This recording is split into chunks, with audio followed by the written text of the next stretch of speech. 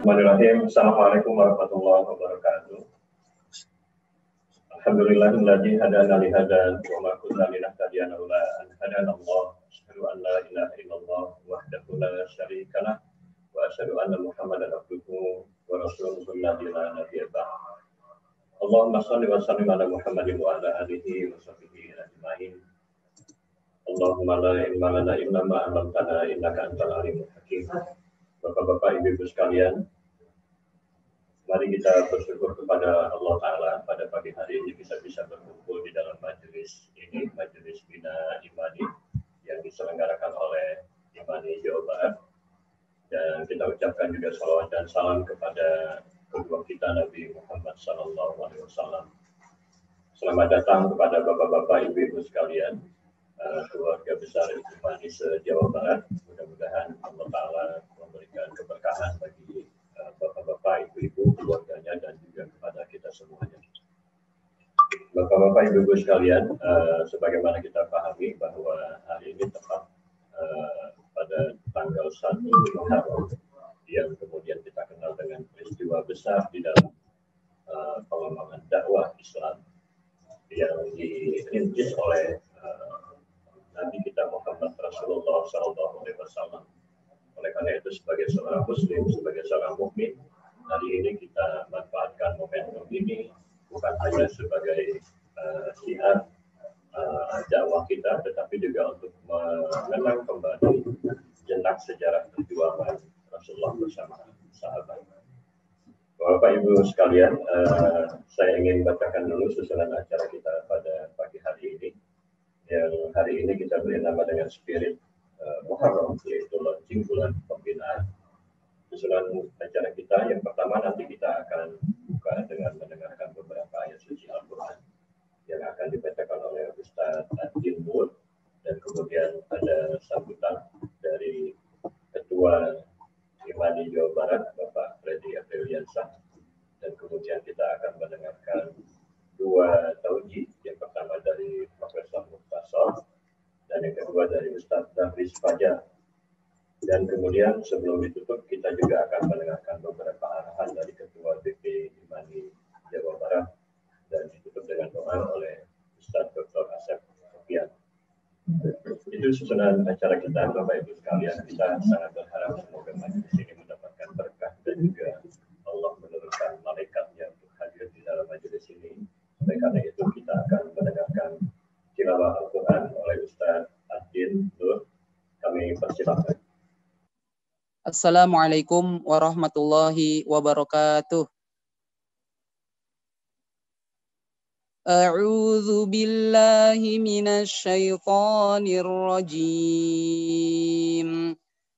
Bismillahirrahmanirrahim. Lil fuqara'il muhajirin alladzina ukhriju min diyarihim wa amwalihim yabtaghuna fadlan minallahi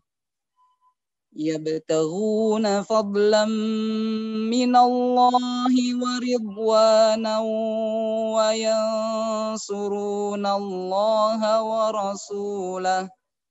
Ulaika humus shadiqun. Walladzina tabawwa'u ad-dara wal imana min qablihim yuhibbuna man hajara ilaihim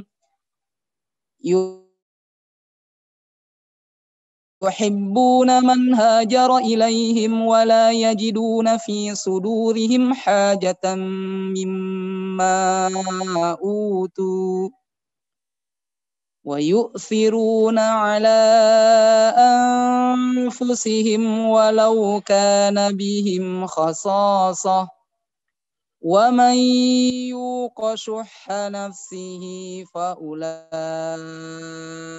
humul muflihun. Walladzina ja'u min ba'dihim yaqulun يقولون ربنا اغفر لنا ولإخواننا الذين سبقونا بالإيمان ولا تجعل في قلوبنا غلا للذين آمنوا ربنا إنك رؤوف رحيم صدق الله العظيم. Assalamualaikum warahmatullahi wabarakatuh. Warahmatullahi wabarakatuh. Jazakallahu khairan kepada Ustaz Adli Nur yang telah membacakan kepada kita beberapa taujih Rabbani, beberapa ayat suci Al-Quran. Semoga membawa keberkahan bagi kita dan juga acara kita pada pagi hari ini. Selanjutnya Bapak Ibu sekalian, mari kita simak arahan-arahan dari pimpinan kita, Ketua Imani Jawa Barat, Bapak Freddy Apriliansyah. Kami persilakan. Bismillahirrahmanirrahim. Assalamualaikum warahmatullahi wabarakatuh. Alhamdulillah wa syukurillah. Puja dan puji kita panjatkan kehadirat Allah Subhanahu wa taala atas segala nikmat dan karunia yang telah diberikan kepada kita semua. Sampai hari ini kita bisa merasakan begitu banyak nikmatnya, dan tentunya kita sebagai umatnya hanya melaksanakan perintah-perintahnya dengan senantiasa bersyukur kehadirat Allah Subhanahu wa taala. Shalawat dan salam semoga selalu tercurah kepada junjungan kita Nabi Muhammad SAW, para sahabat, keluarga dan orang-orang yang senantiasa berjuang di jalannya. Para anggota Imani se-Jawa Barat, Bapak dan Ibu, saudara dan saudari sekalian, alhamdulillah pada pagi hari ini di hari pertama bulan Muharram, di hari pertama tahun 1422 Hijriah, kita diberikan nikmat oleh Allah Subhanahu wa taala bisa bertemu melalui dunia maya, melalui media sosial ini, bisa bersilaturahmi, menguatkan kembali tekad dan niat kita. Tentunya yang pertama-tama harus kita lakukan adalah memperbaharui niat di hari tahun baru ini. Sebagaimana sabda Rasulullah SAW pada hadis yang sudah sama-sama kita hafalkan dan sudah kita pahami, innamal a'malu binniyat wa innamal likulli imri'in ma nawa. Faman kanat hijratuhu ilallahi wa rasuli fa hijratuhu ilallahi wa rasuli. Wa man kanat hijratuhu lidunya yusibuha aw imra'atin yankihuha fa hijratuhu ila ma hajara ilaih. Yang pertama tentunya perbaharui niat kita hanya untuk Allah semata. Apa yang telah kita lakukan sebelumnya, apabila banyak kesalahan, kita mohon ampun kepada Allah Subhanahu wa taala. Dan apa-apa yang sudah kita lakukan itu menjadi ibrah dan pengalaman bagi kita untuk bisa mengarungi kehidupan yang berikutnya di tahun yang baru ini. Kita niatkan berprestasi, kita niatkan memberikan yang terbaik kepada Allah dan kepada umat. Kita niatkan memberikan segala sesuatu yang kita miliki untuk perjuangan kita, untuk dakwah ini semua. Kemudian pada kesempatan ini kami juga ingin mengucapkan terima kasih atas waktu yang telah diberikan oleh Profesor Mukhtasor. Beliau guru besar dari ITS Surabaya. Kemudian beliau juga adalah pengurus di Imani Pusat. Terima kasih atas waktu yang diberikan untuk memberikan taujih, menyampaikan informasi, memberikan arahan kepada seluruh anggota Imani se-Jawa Barat. Kemudian juga kepada Ustadz Dalis Fajar, Kepala Bidang Dakwah, kami juga berterima kasih atas keluangan waktunya untuk bisa bertemu dengan seluruh anggota Imani se-Jawa Barat. Mudah-mudahan apa yang disampaikan nanti oleh Profesor dan apa yang akan disampaikan Ustadz Darlis akan mencerahkan kepada kita semua bagaimana kita berjuang melalui jalur kultural, bagaimana kita berjuang memanfaatkan kompetensi, kemampuan dan apa yang kita miliki melalui jalur-jalur yang terbaik sehingga umat ini bisa merasakan dakwah yang kita berikan, sehingga umat ini bisa merasakan apa yang kita miliki. Mudah-mudahan momentum 1 Muharram ini menguatkan kembali niat kita dan mengokohkan kembali perjuangan kita. Terakhir, selaku pimpinan Imani Jawa Barat, kami memohon maaf yang sebesar-besarnya apabila dalam pelaksanaan kegiatan ini masih ada kekurangan di sana-sini. Mohon doa dan mohon supportnya Mudah-mudahan kami juga bisa melayani seluruh anggota ke depan dengan lebih baik lagi. Mungkin itu saja yang bisa kami sampaikan. Billahi taufiq wal hidayah. Wassalamualaikum warahmatullahi wabarakatuh.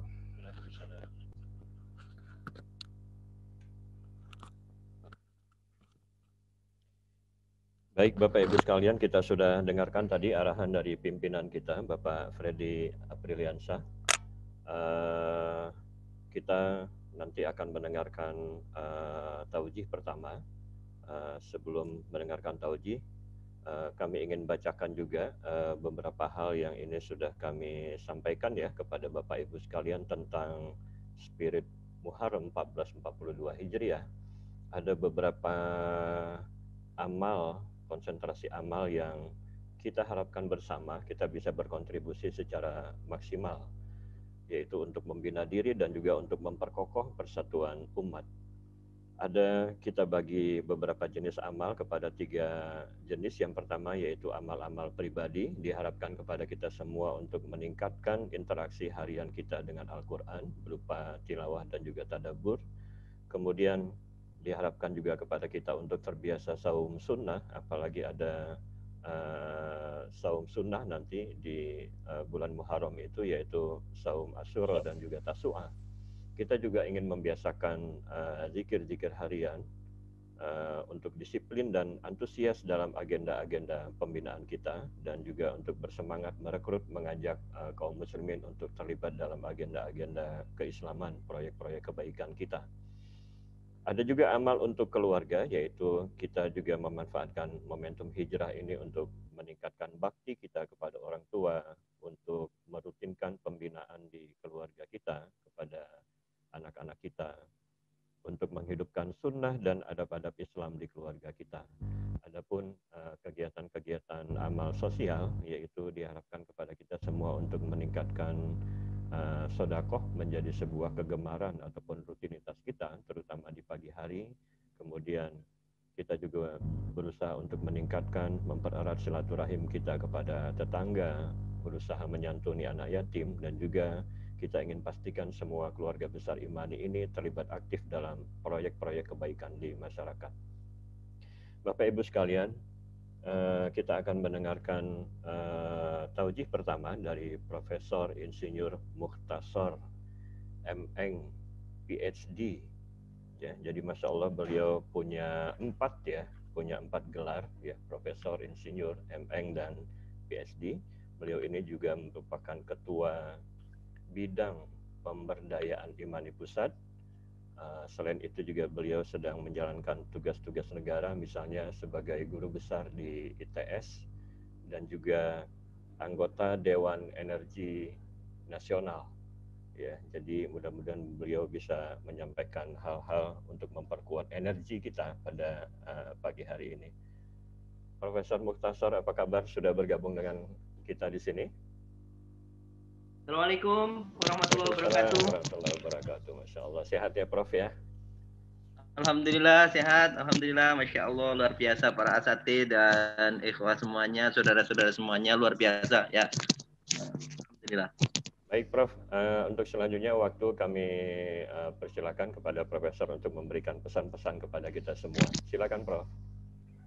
Baik, kita mulai ya. Saya izin share screen ya. Tolong diizinkan screen.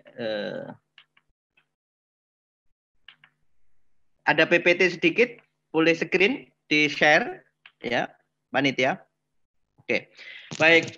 Bismillahirrahmanirrahim. Alhamdulillahirabbil alamin. Wassalatu wassalamu ala asrofil anbiya'i wal mursalin. Sayyidina Muhammadin wa ala alihi wa ashabihi ajma'in. Saudara-saudara sekalian, yang dirahmati oleh Allah Subhanahu wa taala. Alhamdulillah kita bersyukur pada Allah Subhanahu wa taala. Pada kesempatan pagi hari ini kita bisa bertemu ya, luar biasa ini, kesempatan yang luar biasa. Tapi sambil pendahuluan ini bisa nggak panitia, saya mau share PPT, tolong saya dikasih akses. Ini belum bisa nih hostnya ya. Bisa? Oke. Pertama kita bersyukur pada Allah Subhanahu wa taala bahwa pada kesempatan pagi ini kita bisa bertemu dengan kawan-kawan semuanya dalam keadaan sehat. Mudah-mudahan pertemuan kita diridhoi oleh Allah Subhanahu wa taala. Yang pertama yang berikutnya kita menyampaikan salawat salam kepada Rasulullah Muhammad Sallallahu Alaihi Wasallam. Mudah-mudahan kita bisa meneladaninya dan mendapatkan syafaat nanti di yaumil qiyamah. Saudara-saudara sekalian, saya senang nih bisa bertemu lagi meskipun lewat online dengan kawan-kawan Jawa Barat. Dan ini yang kedua saya kira, dan saya kira lebih sering nih kayaknya saya sudah jadi anggota Jawa Barat nih karena anak saya diterima di Kuningan ya. Sekarang udah mulai kuliah di Kusnul dan kayaknya 2 pekan lagi sudah masuk pondok ya, pondok. Jadi orang Jawa Barat nih, Masya Allah, senang sekali. Pertama, saya akan menyampaikan beberapa hal, tetapi karena waktunya pendek, saya juga harus berbagi dengan kawan-kawan di acara dengan Malaysia hari ini dan kampus, kawan-kawan asasi, dosen-dosen ya. Tetapi dengan waktu yang pendek ini, saya ingin memanfaatkan momentum peringatan 1 Muharram ini untuk berbagi pikiran, perspektif, ya, cara pandang, seperti juga permintaan panitia untuk fokus pada soal-soal yang bagaimana bisa mengokohkan persatuan umat. Ya. Nah, saya tidak akan memanfaatkan waktu yang pendek ini untuk mengulang tema-tema yang saya kira para asatid, para kiai, para ulama, para alim, cendekia di sini sudah sering kali mengkajinya, misalnya tentang sejarah hijrah, apa yang dilakukan hijrah, termasuk tafsir yang dibacakan di dalam, atau tafsir dari ayat yang dibacakan di pengantar tadi, di tilawah di depan tadi. Saya kira itu penting semuanya, tetapi karena waktunya pendek, biar nanti Ustadz Darlis bisa mendalami itu. Saya memanfaatkan waktu ini untuk menekankan tema yang diminta oleh panitia kepada kita tentang persatuan umat ini. Kawan-kawan semuanya, kalau kita bicara mengenai Muharram, dan Muharram ini dipilih sebagai permulaan tahun, sebagai tahun Islam, dan Khalifah Umar bin Khattab memutuskan referensinya pada peristiwa hijrah, itu memang satu yang pertimbangan yang matang, ya, pertimbangan yang matang. Nah, saya ingin menekankan satu perspektif bahwa sesungguhnya hijrah itu bisa dipandang dari berbagai sisi, ya, berbagai dimensi. Salah satu dimensi yang penting kita melihat bahwa hijrah itu adalah bagian dari instrumen untuk pengokohan keumatan dan dakwah ini. Ini saya kira saya mau harus garis bawahi ini ya, bahwa peristiwa-peristiwa sebelum maupun sesudah hijrah itu bagian yang tidak terpisahkan dalam rangka pengokohan dakwah, dalam rangka penyebarluasan nilai-nilai Islam dan nilai-nilai kemanusiaan, dan kemudian Islam menjadi pencerah, ya, dan menyebarkan nilai-nilai kebaikan ini ke seluruh belahan dunia yang lainnya dari Jazirah Arab. Saya kira pertama, misalnya kita potong pendek saja ya. Kita potong pendek. Itu ketika Nabi Shallallahu Alaihi Wasallam itu mengalami mihnah, di mana istri beliau wafat, kemudian paman beliau juga wafat, ya kan? Kemudian juga tekanan-tekanan dari mereka yang tidak berkenan dengan nilai-nilai yang dibawa oleh Rasulullah Muhammad SAW. Ini menjadikan beliau ini lebih susah, ya, dari konteks perjuangan ini lebih berat. Maka kemudian cobaan demi cobaan itu muncul. Dan cobaan itu direspon tidak hanya oleh Nabi, tetapi juga para pengikutnya. Sehingga sebenarnya berbagai bentuk ujian telah mendahului sebelum hijrah, itu bagian dari ujian untuk seleksi Sehingga hanya orang-orang yang lulus seleksi saja yang bisa kemudian mendukung Nabi dan kemudian memanggul beban dakwah dan menyebarkan kebaikan ini, ya, mendapat kepercayaan dan amanah ini, gitu. Contohnya misalnya tidak berlaku lama ketika peristiwanya terjadi namanya Isra Mi'raj. Itu kan peristiwanya seputar itu. Isra Mi'raj itu juga bagian dari ujian karena disebutkan di dalam ayat Al-Qur'an orang-orang yang berpikirnya itu tidak nyampe itu meragukan kalau Muhammad ini sekarang bilang bisa pergi ke Masjidil Aqsa dalam semalam dan bahkan ke Sidratul Muntaha, itu tidak masuk akal. Orang yang kemarin kita percaya sebagai Al-Amin, begitu mungkin bahasanya ya. Kemarin kita percaya sebagai orang terpercaya, sekarang ngomongnya ngaco gitu kan. Maka di antara mereka ada yang berbalik. Ada yang berbalik dari barisan keimanan ini. Orang-orang yang beriman itu ada yang berbalik. Demikian juga ketika tantangan dakwah sebelumnya, tekanan-tekanan itu banyak orang yang berbalik. Ya. Maka itu menjadi semacam screening ya, screening untuk melihat siapa yang betul-betul beriman bersama Rasulullah SAW. Maka kemudian perintah berikutnya adalah perintah hijrah. Setelah Isra Mi'raj ada hijrah, itu tantangan yang berat karena tidak semua orang siap untuk hijrah, karena hijrah itu berbeda loh ya, berbeda dengan saya pindah dari Jawa Timur ke Jakarta atau kawan-kawan dari luar Jawa ke Jawa Barat. Kalau itu hijrah, tapi hijrahnya kan enak ya, naik promosi, naik jabatan, kemudian gajinya naik. Kadang ada yang hijrah karena ikut mertuanya lebih kaya gitu kan, enak. Jadi hijrah kita sekarang itu enak-enak semuanya ya, promosi dan seterusnya. Kalau dulu hijrah itu meninggalkan semua propertinya. Jadi misalnya kalau punya rumah, punya sawah, ladang atau apa bayangan kita ya, ladang gitu ya, atau kebun kurma atau apa ya, atau bisnis lah gampangannya ya. Kalau punya bisnis ditinggal, punya profesi ditinggal, kalau profesional praktek itu ditinggal sudah. Maka orang yang hijrah itu meninggalkan semuanya. Itulah sebabnya orang-orang yang menjadi muhajirin itu di Mekah menjadi orang miskin baru. Bahkan ketika di Medina ya, di Medina menjadi orang miskin baru, meskipun di Mekahnya mereka orang-orang hebat, gitu kan? Meskipun di Mekahnya itu orang-orang kaya, orang-orang hebat, itu di Medina menjadi orang miskin baru karena apa? Tidak punya aset, kemudian jaringannya tidak ada, baru sama sekali, kota yang baru, ya, pasar belum tahu, ya, tidak punya gaji bulanan. Makanya beban demografi Madinah ini berat.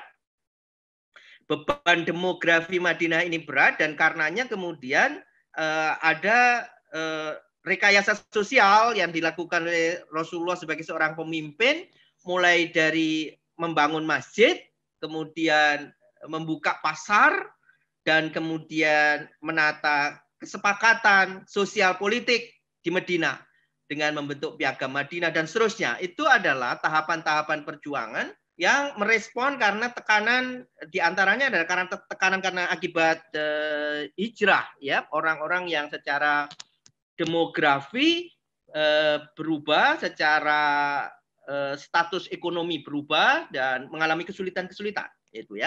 Nah, respon-respon seperti ini tidak bisa dijawab oleh mereka yang imannya dan yang tidak lulus ujian, yang imannya kurang gitu ya. Mereka tidak semuanya berangkat hijrah. Bahkan ada yang hijrah niatnya bukan karena Allah dan Rasulnya, tapi karena niat yang lain, karena harta, karena calon istri dan seterusnya. Nah, begitu sudah masuk Madinah, tantangan berikutnya ya, sudah screening yang kedua ini. Nah, kalau dari cerita kita ini screening yang kedua. Ke screening yang ketiga, sebelum Nabi SAW menetap di Madinah, mampir dulu dan bangun masjid dan seterusnya, dan kemudian juga dalam peristiwa awal-awal hijrah itu ada istilah pemindahan arah kiblat ya. Kalau kita baca dalam Al-Qur'an, ketika Nabi SAW sudah di Madinah, seringkali mengingat itu kondisi Mekah. Kalau sholat sudah berubah, kalau dulu sholat itu di depan Ka'bah, menghadap Ka'bah sekaligus di ujung depannya sana menghadap Masjidil Aqsa.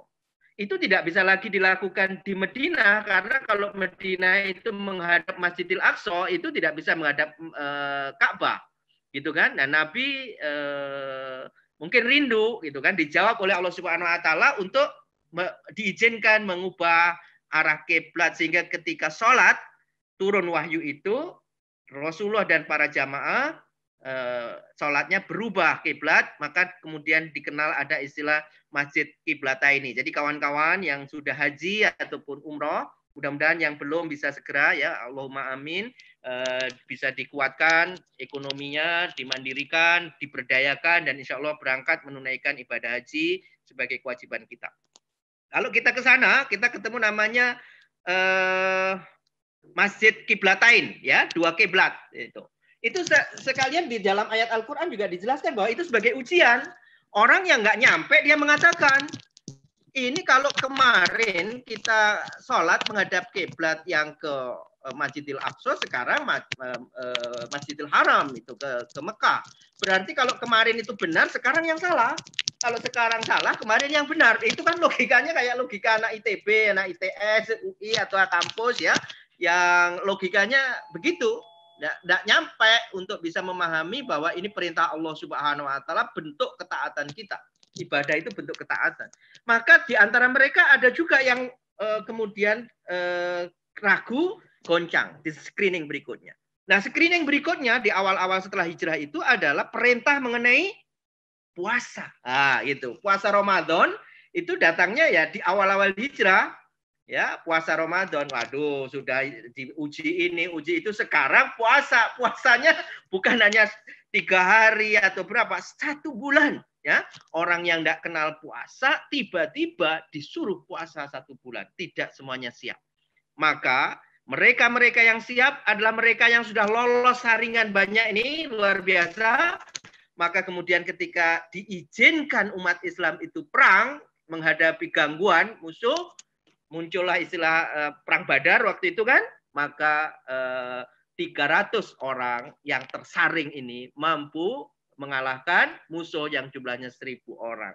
Jadi sedikit tapi mengalahkan yang banyak. Ini mirip juga kisah-kisah para nabi yang sebelumnya. Kalau kita baca kisah Nabi Ashmuel, Nabi Dawud, Nabi Sulaiman atau zamannya Tolut, itu kan screening itu dalam surat Al-Baqarah 246, 252, itu semuanya proses screening adalah proses untuk peningkatan kualitas, peningkatan kapabilitas, peningkatan kapasitas, sehingga orang-orang ini mampu mengurus dirinya sendiri dan mampu mengurus kepentingan umat dan bangsa, dan kemudian bisa memikul beban untuk melakukan perbaikan-perbaikan. Maka kemudian Islam berkembang menjadi rahmatan lil alamin.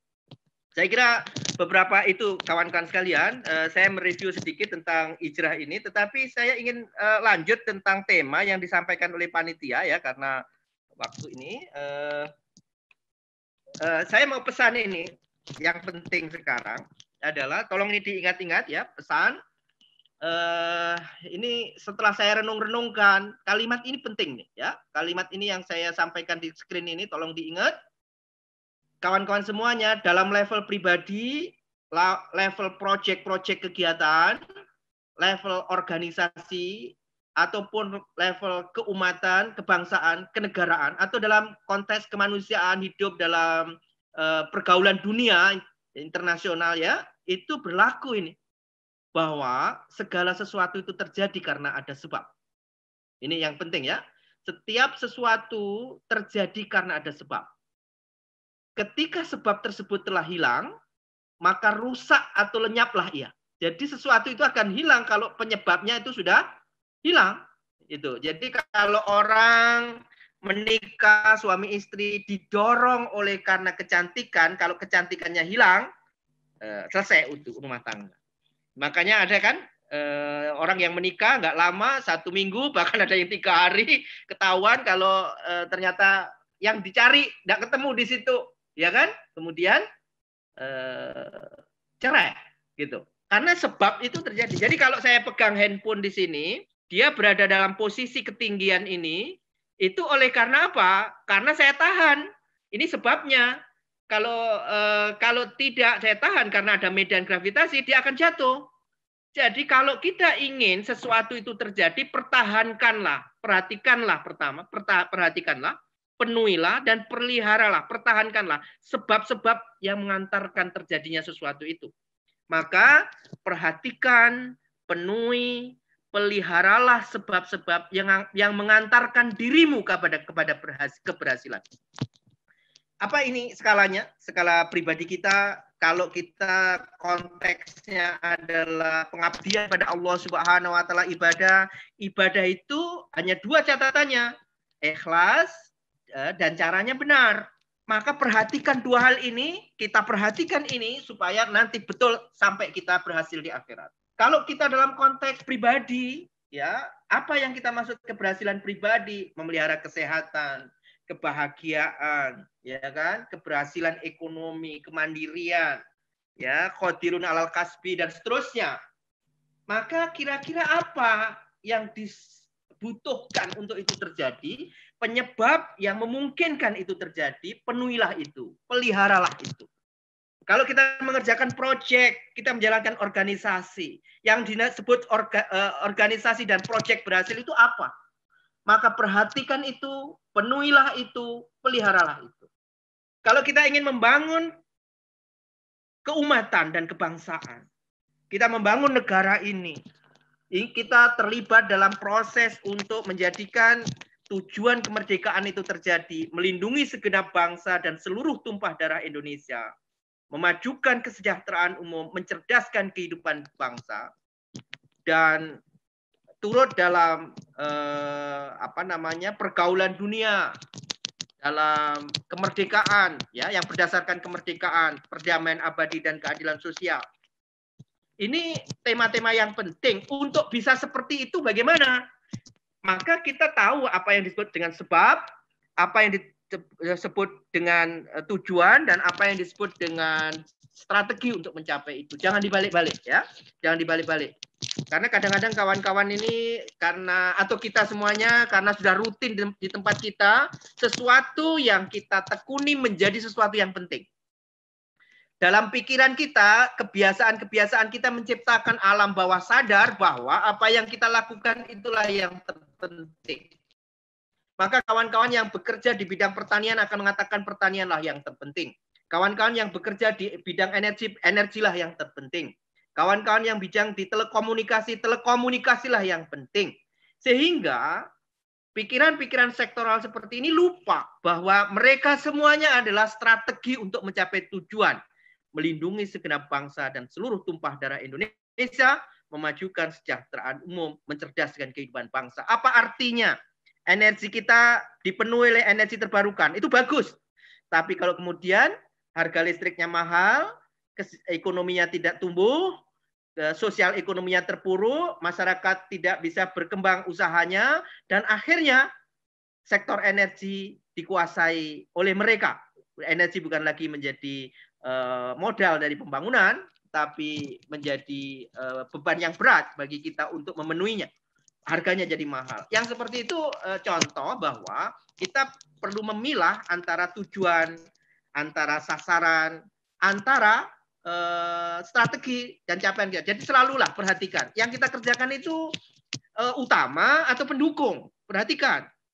Ya, jangan sampai misalnya kalau tujuan kita memberdayakan anggota imani, itu tujuan. Jangan sampai fasilitas membuat organisasi yang dimaksud untuk memberdayakan anggota berubah anggota membesarkan organisasi. Itu terbalik. Itu contoh, ya. Contoh-contoh berpikir, ya, bahwa misalnya akhirnya bikin kegiatan dikonsolidasi ekonomi, tetapi ekonomi yang ditangani dalam konsolidasi itu adalah ekonomi yang kemudian menggantikan ekonomi yang dilakukan oleh anggota-anggota yang sudah berkembang, ya, dan akhirnya anggota menjadi terpuruk. Yang seperti itu berubah fokusnya bukan lagi memberdayakan anggota, tetapi anggota dipakai untuk membesarkan organisasi. Ini agak terbalik. Dalam strategi kita pada tahapan saat ini kita adalah memberdayakan anggota. Tahapan kita, saya ulangi lagi, tahapan kita sekarang adalah membuat kawan-kawan semuanya makin kuat, makin berdaya, dan dengan cara itu capaian-capaian mereka, karya-karya mereka akan berdampak besar bagi dakwah dan bagi kehidupan keumatan dan kebangsaan.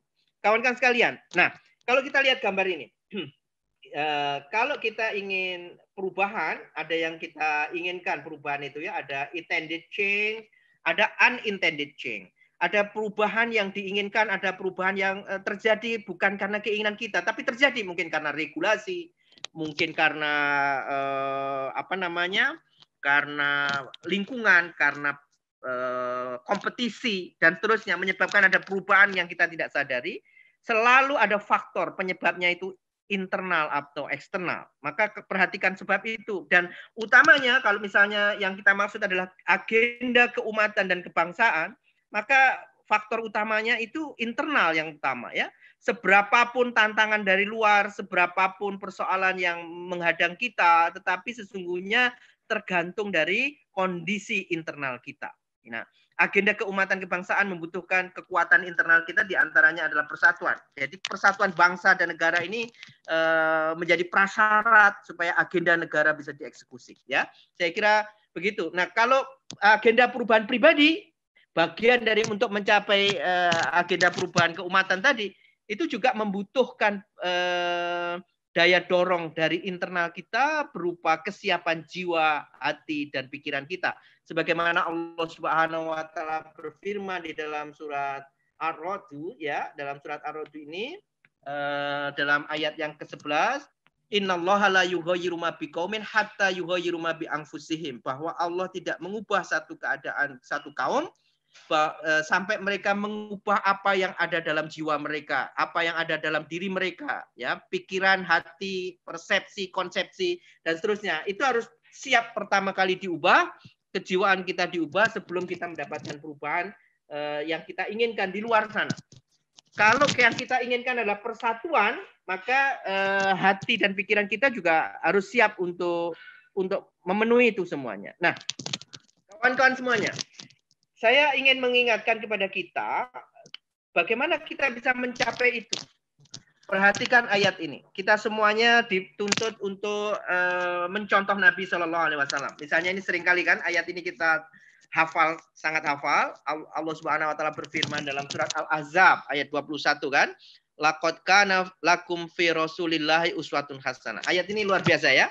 Nah, jadi kalau kita ingin melakukan perubahan-perubahan, itu sebenarnya contohnya itu di sini. Ayat ini biasanya dipakai untuk menjelaskan bahwa Rasulullah itu teladan.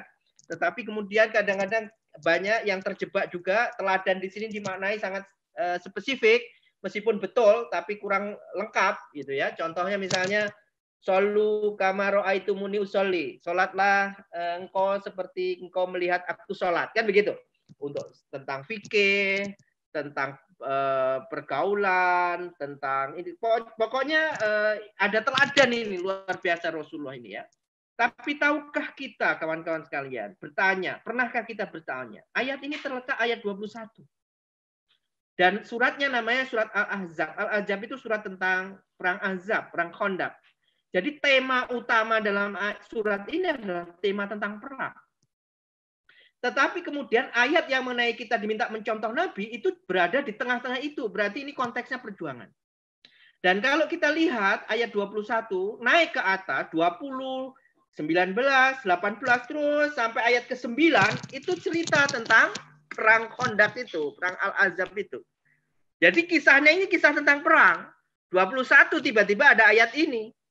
Ayat 22 ke bawah, 22, 23 itu ayat mengenai perang lagi. Jadi perumpamaannya kawan-kawan sekalian, ini kita kayak naik tol ya, naik jalan lurus begitu, lurus gitu. Nah, tiba-tiba ada polisi tidur gitu, glodak gitu kan. Kok temanya beda ini kan? Tadi ngomong perang, di tengahnya ada ayat ini. Berarti apa pertanyaannya? Pasti ini ada hubungannya dengan ayat sesudah dan sebelumnya. Berarti yang paling berhak untuk kita jadikan contoh dalam kehidupan Nabi Shallallahu Alaihi Wasallam di antara aspek-aspek yang lain, maka sebenarnya adalah aspek dalam perjuangan, termasuk dalam perjuangan mengisi kemerdekaan, termasuk dalam perjuangan memerangi kemiskinan. Termasuk dalam perjuangan, termasuk dalam menciptakan kondisi di mana cita-cita kemerdekaan itu bisa kita realisasikan.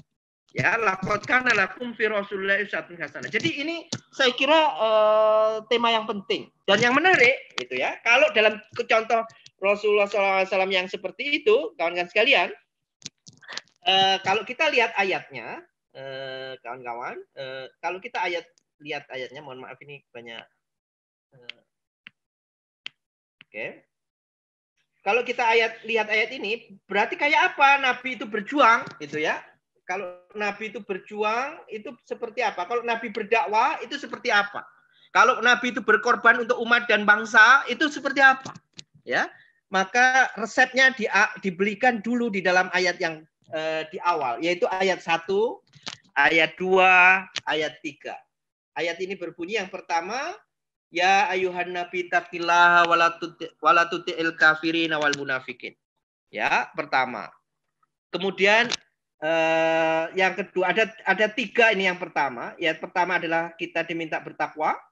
Ini karena waktunya pendek ya, kita tidak terlalu elaborasi ya, tetapi intinya saya mau garis bawahi dulu. Kemudian yang kedua, setelah takwa apa? Wala tuti'il kafirin wal munafikin. Jadi pertama takwa, syaratnya kalau mau berjuang bersama Nabi, contoh dengan Nabi. Yang kedua adalah jangan ikut yang lain. Ya, ikutlah kaum mukminin dan ya, kaum mukminin, bukan wala tuti'il kafirin wal munafikin, bukan. Nah, ini kewaspadaan ini penting. Pertama hati-hati, takwa. Kedua jangan ikut yang lain. Ya, kemudian baru setelah 2 hal itu, baru perintahnya ini yang ketiga, ikutlah apa yang diwahyukan dari Tuhanmu. Kalau sudah 3 hal itu kita pegang, sudahlah, cukup itu ya. Wa tawakkal Allah, tawakal kepada Allah. Sudah. Kalau kita bisa hati-hati memegang pesan Allah Subhanahu wa taala, wa'ati kulladzi haqqin haqqahu, memberikan yang punya hak itu haknya. Kemudian tidak mengikuti mereka-mereka yang mengingkari, mereka-mereka yang tidak bisa dipercaya. Ya, kemudian kita mengikuti apa yang diwahyukan Allah, maka cukup itu. Wa tawakkal 'alallah. Baru kemudian urusan berikutnya tentang keluarga, ini tentang keluarga. Baru kemudian contoh-contoh dari para nabi, orang-orang sidikin. Setelah itulah kemudian Allah Subhanahu wa taala mengisahkan tentang perjuangan dalam peperangan. Itulah kemudian menjadi bekal yang utama kita. Nah, kawan-kawan sekalian, sekarang konteks kita gimana sekarang? Kontekstualnya gimana? Itu kan teoritis sekali ya, supaya sebagai basis saja karena waktunya pendek, saya mau lanjut sini. Itu bisa kita lain kali kita bisa dalami ya. Tetapi saya mau melanjutkan dalam konteks kita sekarang. Bagaimana implementasi kontekstualnya kita ini sekarang? Yang dibutuhkan sekarang ini adalah kita membangun kekuatan fundamental. Kekuatan yang mendasar, bukan hanya superficial yang di permukaan, bukan hanya cover-covernya, bukan indikator-indikator yang cepat hilang karena tidak mendasar. Fundamental itu pondasi yang kokoh di semua tempat. Jadi tidak cukup dengan elektoral. Jadi Indonesia ini tidak cukup dengan politik saja. Indonesia ini partai politik banyak, menang pemilu, seterusnya. Agenda-agenda tidak bisa dieksekusi kalau partai politik itu tidak memiliki kekuatan fundamental untuk mengeksekusi agenda-agenda mereka. Semua partai politik yang tergantung oleh pihak lain tidak memiliki kekuatan fundamental, maka agenda mereka tidak bisa dieksekusi. Itu nanti saya akan tunjukkan. Maka kawan-kawan sekalian, di samping hijrah yang kita jelaskan tadi bisa dipandang dari berbagai sisi, maka sebenarnya ada satu ya. Hijrah itu bisa dipandang juga dari sisi bahwa dia adalah pilihan metodologik dalam rangka membangun kekuatan fundamental. Ketika kekuatan fundamental itu tidak bisa dibangun di Mekah karena kondisinya tidak kondusif, maka Nabi hijrah di Madinah lebih kondusif. Tetapi pada saat kekuatan fundamental itu kuat, kemudian Mekah justru menerima rahmatan lil alamin itu dari Madinah. Ya, setelah terbukti bahwa ada hal-hal capaian-capaian, baik itu secara kemanusiaan, secara ekonomi, ya, secara nilai-nilai yang kemudian bisa diabsorb oleh orang-orang Mekah yang tadinya menolak, gitu ya. Nah ini saya kira saya bisa melihat itu, maka refleksi kita pada hijrah dengan dakwah Nabi ini, cobalah kita dalam konteks persatuan umat itu, mari kita cukupkan dan kita pelihara sebab-sebab yang menjadi kokohnya persatuan. Jadi misalnya ini banyak sekali sih temanya ya, tetapi kalau kita diminta untuk fokus pada tentang persatuan, refleksi hijrah juga seperti itu. Maka perhatikan ini, kawan-kawan sekalian. Ini saya mau kombinasi nih ya, supaya ayatnya bukan hanya ayat-ayat yang dari kanan ya, ayatnya dari kiri juga ini, supaya kawan-kawan yang kauniyah ini juga betul-betul bisa menghayati. Kalau kita bicara hijrah, itu bagian dicontohkan misalnya persatuan muhajirin dan ansor, persatuan antara yang kaya dan yang miskin, bahkan diriwayatkan itu kan ada antara sahabat yang kekayaannya banyak pengen dibagi dua, yang istrinya lebih dari satu, yang satu diserahkan kalau mau, ya ditawarkan lah tepatnya ya, meskipun yang ditawari nggak mau. Jadi ada yang generous, yang sangat pemberi ya, sifat membantu, ada yang sangat menjaga diri gitu. Ini luar biasa. Tetapi saya mau mencontohkan ini dalam konteks yang lain. Sebenarnya ilmu Allah Subhanahu wa taala luas sekali ya. Kita bisa belajar dari fenomena alam, seperti juga kalau para ulama, Gus, Kiai, tokoh-tokoh kalau pagi dan sore zikir surat Ar-Rum, itu intinya adalah fenomena alam untuk kemudian meneladani Allah Subhanahu wa taala, meneladani apa yang dicontohkan di dalam kehidupan para nabi untuk menghargai, merasakan kebesaran Allah Subhanahu wa taala dan kemudian menjadi inspirasi dalam kehidupannya. Nah, dalam salah satunya adalah fenomena ini. Kalau kita membangun persatuan, kawan-kawan sekalian. Ini yang kanan ini kan persatuan ya, bayangan kita misalnya. Umat ini bersatu. Kalau dalam teori fisika, teori kimia, itu ada ini kan, ada teori pencampuran, ada teori persatuan. Ini ada zat yang berbeda bisa ada yang melarut ya. Larut itu bersatu ini. Zat yang berbeda menjadi satu. Itu bersatu. Dua ya jadi satu. Jadi gula ditambah air, gulanya larut dengan air. Ya. Itu ketika jadi larutan gula, itu sudah tidak bisa dibedakan antara gula dan airnya, terjadi larutan. Itu persatuan yang luar biasa itu. Memisahkannya susah. Itu memisahkannya susah. Karena melibatkan unsur-unsur yang paling kecil. Di situ ada melibatkan molekul, ada melibatkan elektron di sana. Jadi unsur yang paling kecil itu ikut menyatukan ya persatuan itu.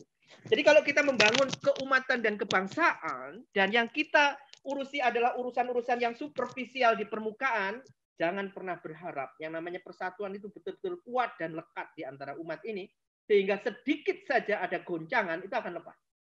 Tetapi kalau yang menjadi ikatan itu adalah ikatan fundamental, yang sampai pada unsur-unsur yang bisa menyatukan dan sampai tidak bisa dipisahkan, mana itu unsur satu dengan unsur yang lainnya, nah itu kekuatan itu besar sekali.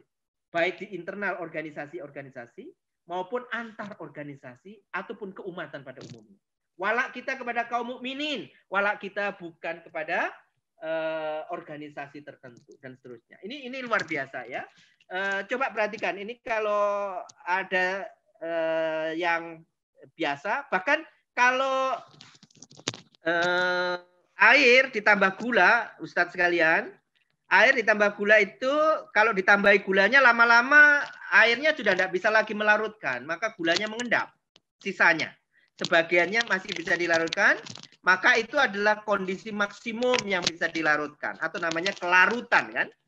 Tetapi begitu kita panasi ini ya, kalau kita panasi ini, maka air tadi mampu melarutkan lebih banyak lagi. Maknanya apa? Kalau dalam kehidupan keumatan dan kebangsaan, kalau umat itu punya agenda, maka mereka bisa bersatu. Saksikanlah bahwa umat ini bisa bersatu karena mereka punya agenda yang sama. Ketika umat mendapatkan cobaan yang sama dan dirasakan keseluruhan elemen-elemennya, maka umat bersatu.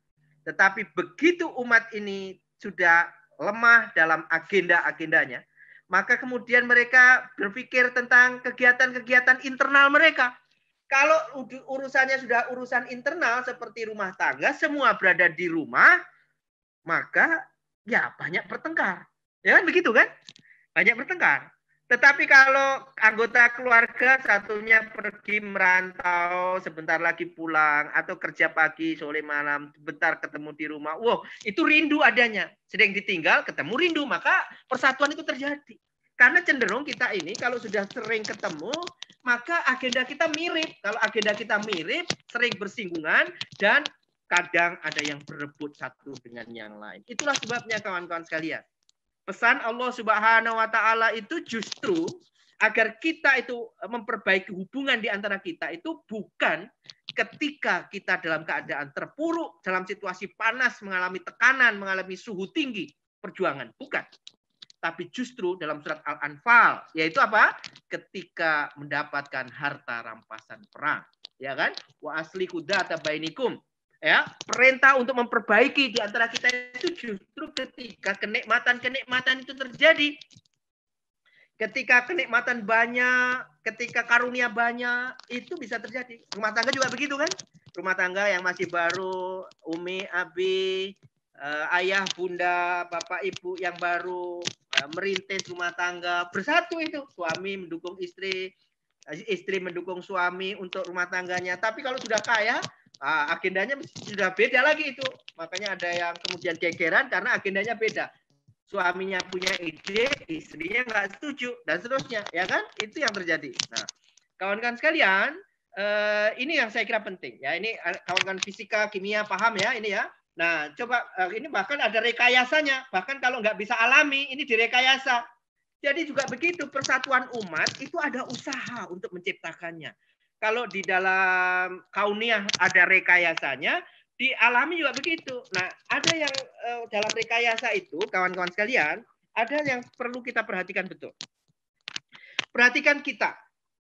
Dalam diri kita punya sifat tertentu, kawan kita punya sifat yang lain, dan ketika sifat itu berbeda, maka potensi-potensi untuk berpecah itu ada di sana. Tetapi ketika kita punya sifat-sifat yang mirip dan sama, maka potensi-potensi untuk bersatu itu terjadi. Kenapa zat itu bisa larut? Karena mereka sama-sama polar misalnya. Jadi zat yang sama, ya zat yang sama karakternya itu cenderung bisa gampang larut, bisa bersatu. Itu sama juga kalau kita di keumatan kebangsaan, ya kita bergaul di ormas manapun atau di organisasi apapun, kalau kita punya kesamaan dengan mereka, maka kita bisa bersatu dengan mereka. Kita bisa diterima di sana. Maka perbanyaklah kesamaannya. Ya, ini pelajarannya dari ilmu kimia itu begitu. Kalau air itu kan polar, teh itu polar. Teh dan air menyatu, ya, maka bisa larut, ya. Alkohol itu polar, air polar, bisa larut mereka.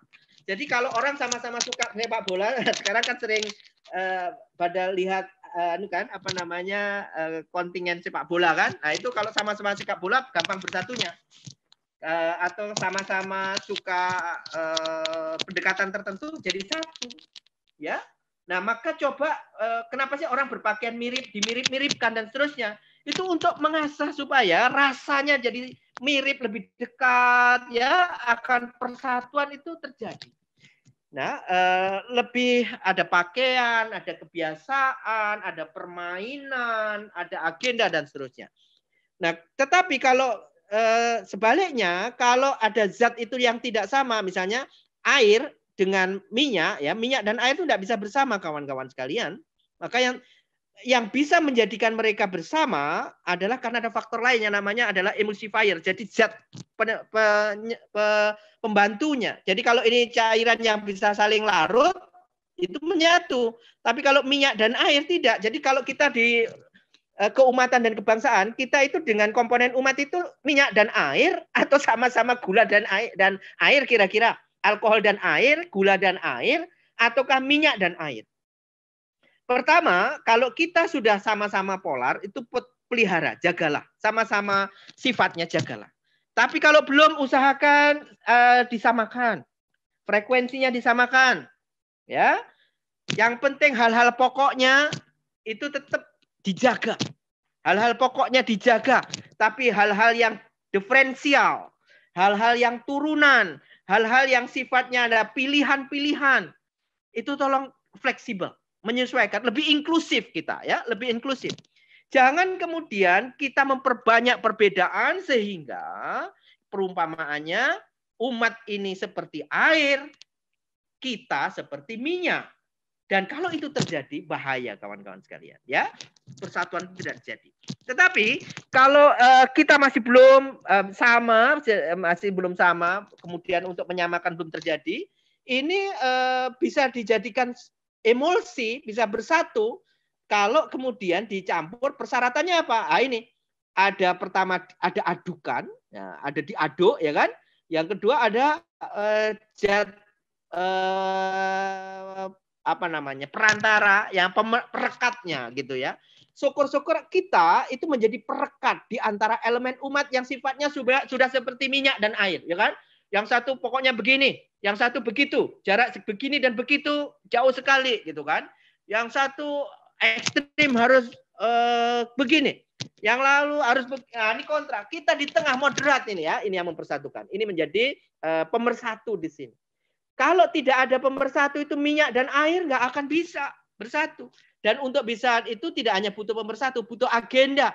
Harus ada adukan yang cukup. Kalau tidak diaduk, nggak bisa mereka menyatu. Emulsi terjadi karena ada faktor pemersatu dan ada kondisi yang memungkinkan itu. Maka ciptakan kita sebagai sifat pemersatu, kemudian kondisi ciptakanlah supaya kita bisa menghangatkan suasana.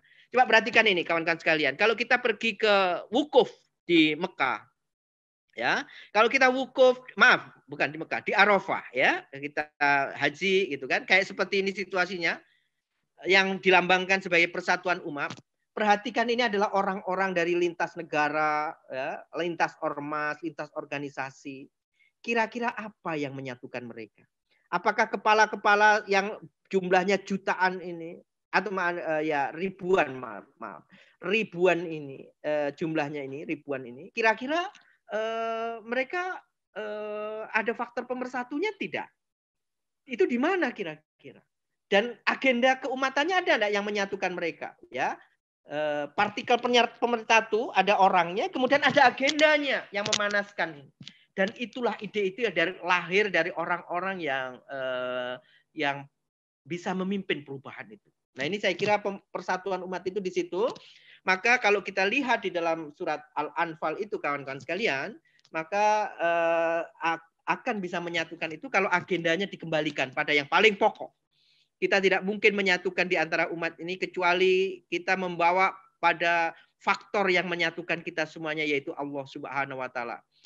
Dengan wa'tasimu bihablillahi jami'a. Jadi inilah ya yang sebab utamanya itu di sini. Peliharalah sebab ini. Kemudian pastikan bahwa ini dipelihara, dicukupkan dan terus diperhatikan dan dirawat. Kalau ini hilang, maka tercerai-berai, ya, tercerai-berai. Wa allafa baina qulubihim, ya, bahwa Allah mempersatukan mereka, maka disitulah letaknya kalau sebab-sebab itu tidak diwujudkan dalam persatuan ini.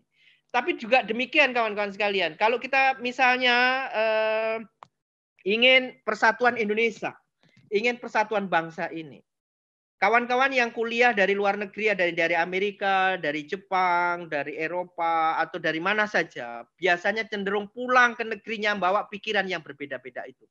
Itulah sebabnya kemudian pertikaian tidak pernah berhenti. Konsep ekonomi mana yang akan diaplikasikan dalam menyelesaikan soal-soal dalam negeri, ya, itu tidak selesai. Konsep pendidikan ganti silih berganti, ya kan? Konsep sosial dan politik ganti silih berganti. Kenapa?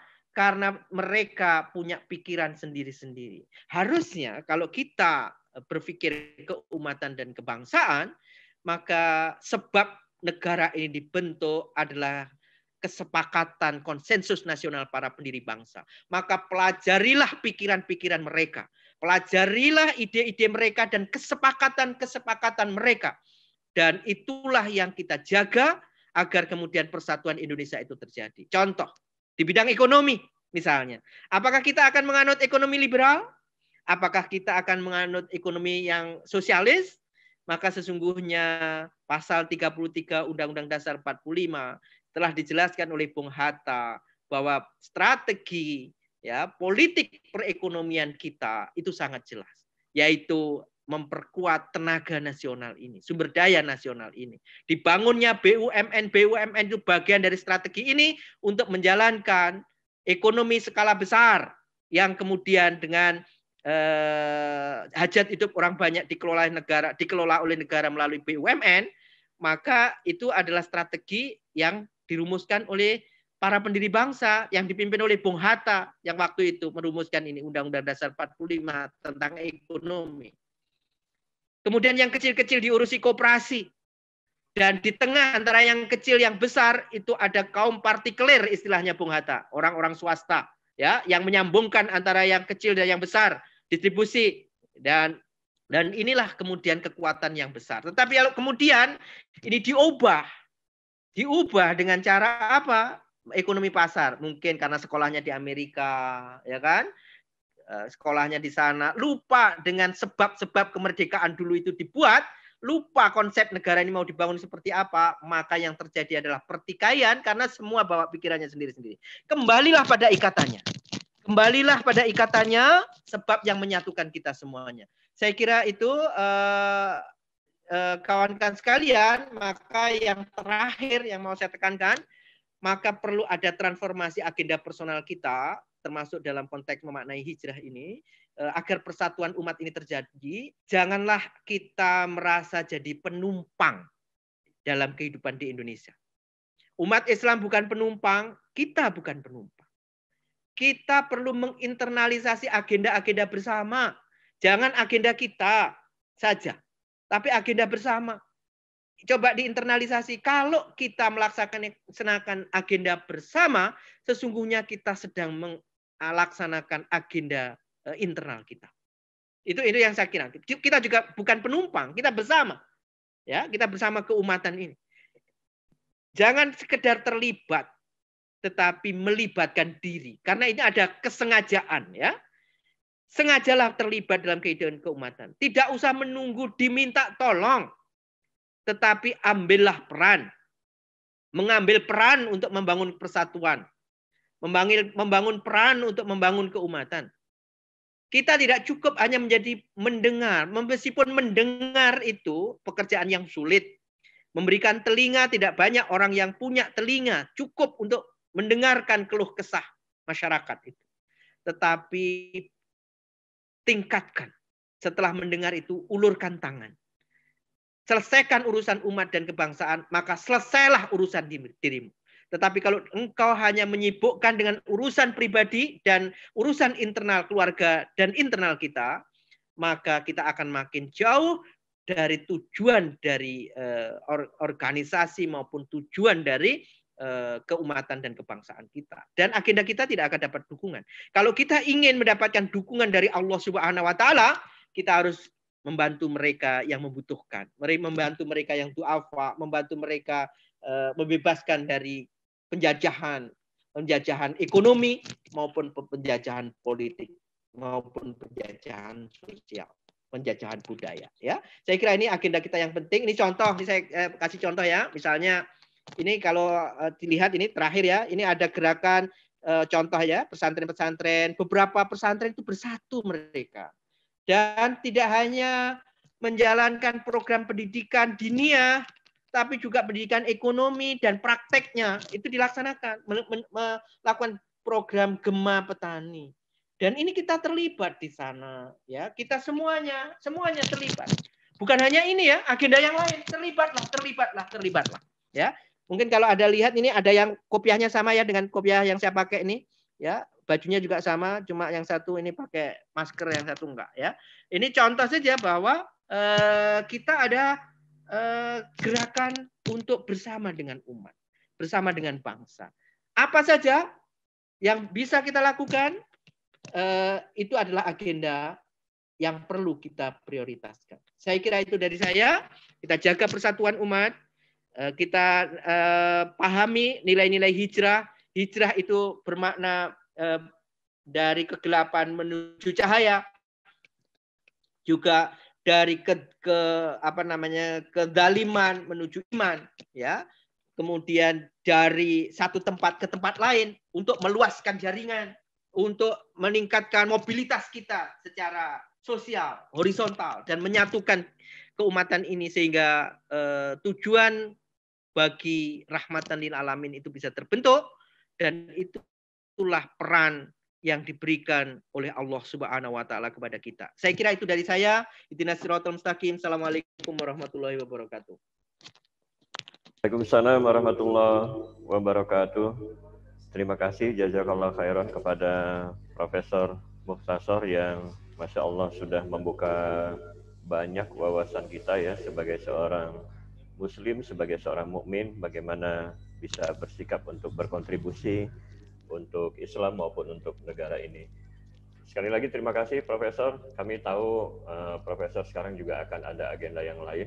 Dipersilahkan jika ingin segera bergabung dengan acara yang lain. Semoga sehat selalu. Baik, jazakumullah khair ya. Terima kasih. Mohon maaf tidak bisa dialog. Mungkin lain kali bisa disambung. Mohon maaf apabila ada kekurangan. Terima kasih kesempatannya.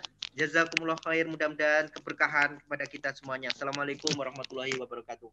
Waalaikumsalam warahmatullahi wabarakatuh. Baik Bapak Ibu sekalian, kami yakin semuanya masih bertahan, masih menyimak acara kita bersama ini. Ada beberapa agenda kita yang lain, mudah-mudahan juga kita masih bisa ikutin. Kita akan ikuti taujih dari Ustadz Darwis Fajar, kemudian nanti juga ada arahan penutup terkait dengan agenda-agenda tahun pembinaan kita. Dan nanti insya Allah kita akan tutup setelah doa, akan ada acara makan-makan bersama ya, bersama keluarga masing-masing, maksudnya di rumah masing-masing juga. Bapak Ibu sekalian, salah satu poin penting tadi yang saya tangkap yang disampaikan oleh Profesor Mukhtasar itu adalah hendaknya kita memperhatikan sebab-sebab keberhasilan, faktor-faktor keberhasilan. Saya juga jadi teringat ya, beberapa perintis dakwah ini, generasi soleh dulu ini selalu memperhatikan sebab-sebab kemunduran, sebab-sebab kehancuran maupun sebab-sebab keberhasilan dari dakwah Islam ini. Misalnya saja salah satu yang sering dikaji ya oleh para ulama soleh dulu itu ada tanda-tanda yang akan melemahkan umat Islam, melemahkan generasi ini, yaitu manakala hiburan, artis-artis itu jauh lebih mendominasi ya daripada para dai ya, yang kalah jauh dibandingkan popularitas ataupun berbagai hal dari penghibur ataupun artis-artis itu. Ini selalu terjadi pada masa dinasti yang dulu ini merupakan tanda kemunduran dan akhirnya menjadi pecah, menjadi hancur. Dan Bapak Ibu sekalian, kita melihat ya fenomena ini yang kita khawatirkan ini juga mulai merebak atau bahkan ini sudah merebak di tengah kita. Kalau kita mau jujur di berbagai media sosial, apalagi di YouTube ya, maka itu sangat didominasi oleh artis. Mereka sangat gampang untuk mendapatkan like ya, mendapatkan subscribe yang hingga jutaan begitu. Beda hanya dengan para dai ataupun lembaga-lembaga Islam yang rasanya sulit sekali untuk mendapatkan like apalagi subscribe ya. Oleh karena itu ini momentum bagi kita untuk meningkatkan kontribusi kita, termasuk hanya sekedar jempol, like ya, apalagi mensubscribe media-media sosial Islam. Alhamdulillah hari ini di Zoom kita sudah full ya, 500, dan kemudian di YouTube ini diikutin oleh hampir 1.700 yang mengikuti ini, dan yang mensubscribe masih di bawah UMR ya, masih sekitar 500-an ya. Oleh karena itu kami undang, kami ajak semuanya untuk segera subscribe link YouTube kita ini. Bapak Ibu sekalian, kami ikatkan lagi tentang spirit Muharram ini juga kita ingin membuat arus ya, membuat syiar di umat Islam ini. Jangan sampai sekali lagi berbagai media sosial ini didominasi oleh hiburan ataupun hal-hal yang bisa melenakan umat Islam, ataupun hijrah ini hanya sekedar seremoni belaka begitu. Kita ingin membuat gerakan memperbaharui semangat hijrah ya, dalam membina diri dan juga persatuan umat. Kami ingatkan lagi ada 3 proyek amal kita, amal pribadi, yaitu kita manfaatkan hijrah ini untuk meningkatkan interaksi kita dengan Al-Quran, tilawah, tadabbur.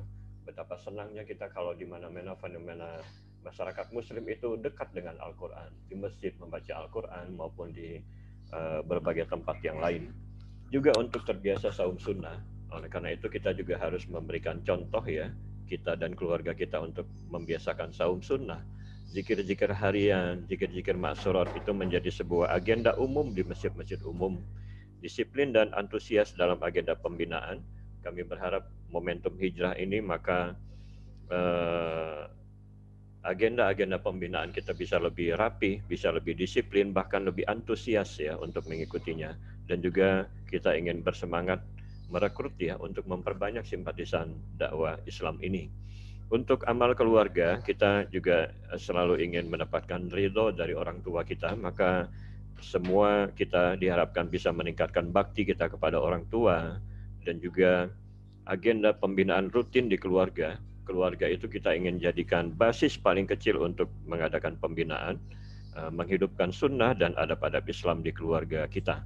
Jangan sampai rumah-rumah Muslim mukmin ini lebih hidup dengan berbagai hal yang tidak Islami. Terhadap proyek sosial kita ingin melakukan gerakan sodakoh, gemar sodakoh ya, terutama di pagi hari, silaturahim ke tetangga, menyantuni anak yatim, dan juga kita ingin pastikan tidak ada anggota-anggota dakwah ini yang egois ya, yang sibuk sendiri dengan agenda-agenda pribadi tetapi meninggalkan proyek-proyek kebaikan di masyarakat. Bapak Ibu sekalian, kita lanjutkan agenda berikutnya, yaitu mendengarkan taujih dari Ustadz Darlis Fajar. Kami persilakan Ustadz Darlis untuk duduk di depan bersama kami. Alhamdulillah, beliau sudah meluangkan waktu dan dalam keadaan sehat sekitar 20 menit. Kita akan mendengarkan arahan-arahan dari beliau. Falyatafaddal mashkura.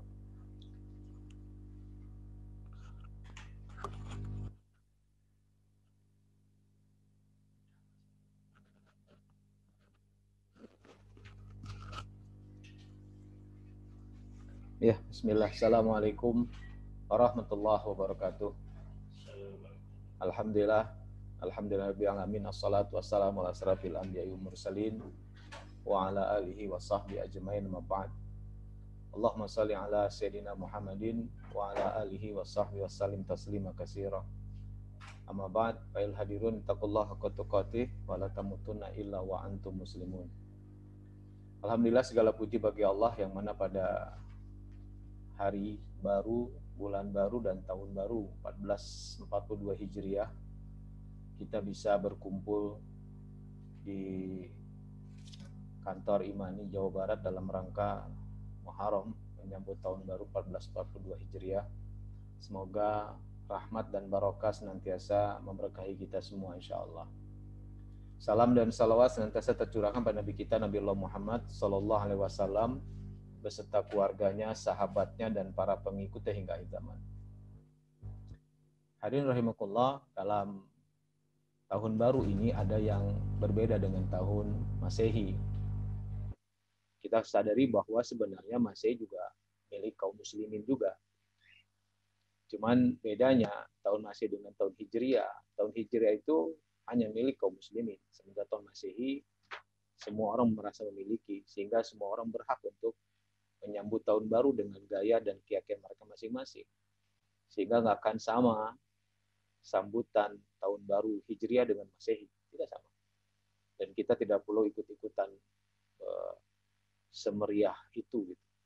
Karena tetap berbagaimanapun kalau kita perhatikan yang membedakan Masehi dengan Hijriah adalah para sahabat menentukan tahun Islam itu dengan momentum hijrah, perpindahannya dari Mekah ke Madinah baginda Rasulullah bersama kaum muslimin. Dan hakikat hijrah itu adalah mengubah sesuatu yang tidak baik menjadi baik. Yang darinya tadi baik menjadi lebih baik. Dan yang lebih baik menjadi yang terbaik. Begitulah proses hijrah. Dan kita ketahui bahwa memang kaum muslimin, muhajirin disebut sebagai orang-orang yang berhijrah adalah orang-orang yang menyelamatkan iman. Menyelamatkan iman dari intimidasi kaum kufar, kaum yang tidak suka dengan Islam. Maka ini menjadi sebuah catatan penting buat kita dalam momentum tahun baru. Yang memang para sahabat mengambil momentum hijrah baginda Rasulullah SAW. Dan yang kedua adalah hijrah itu sendiri adalah ternyata tahun baru hijrah itu perpindahan hari kaum muslimin itu bukan di tengah malam. Jam 24 lewat sedetik maka sudah hari baru. Tidak.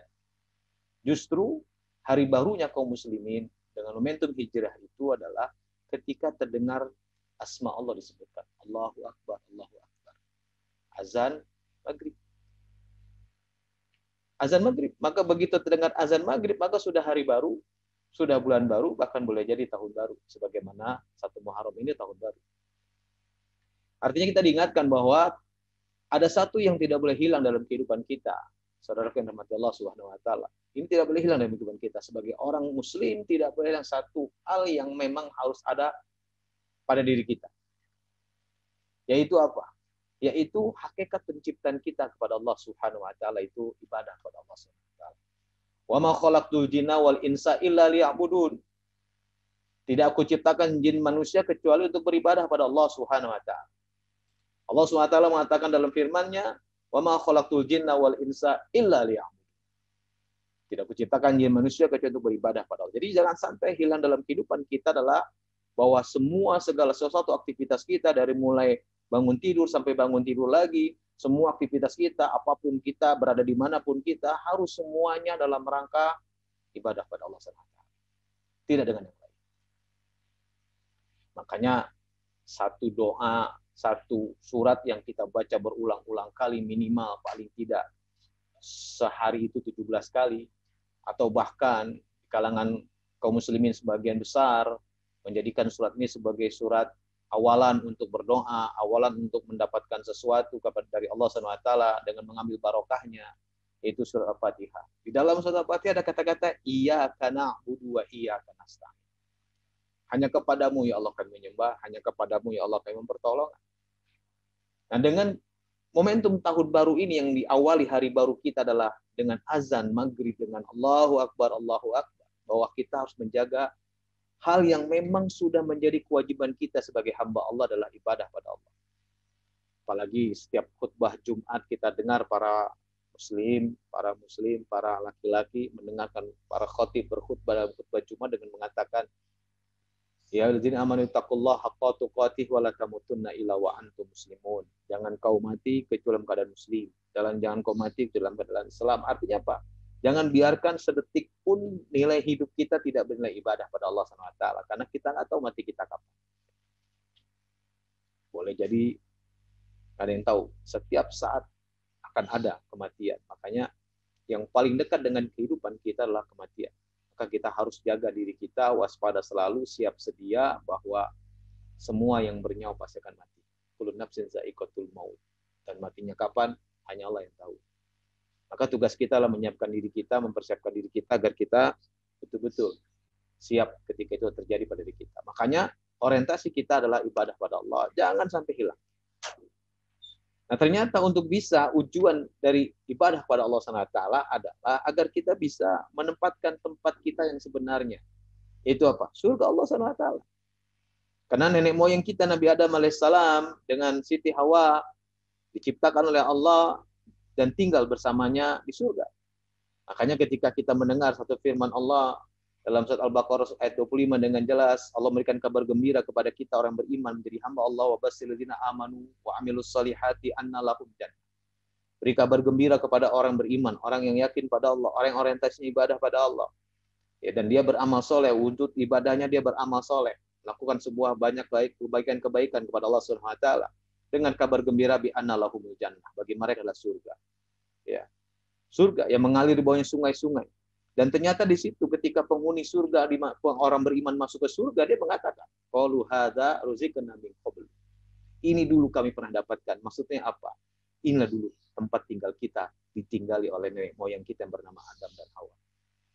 Maka kita akan kembali ke sana.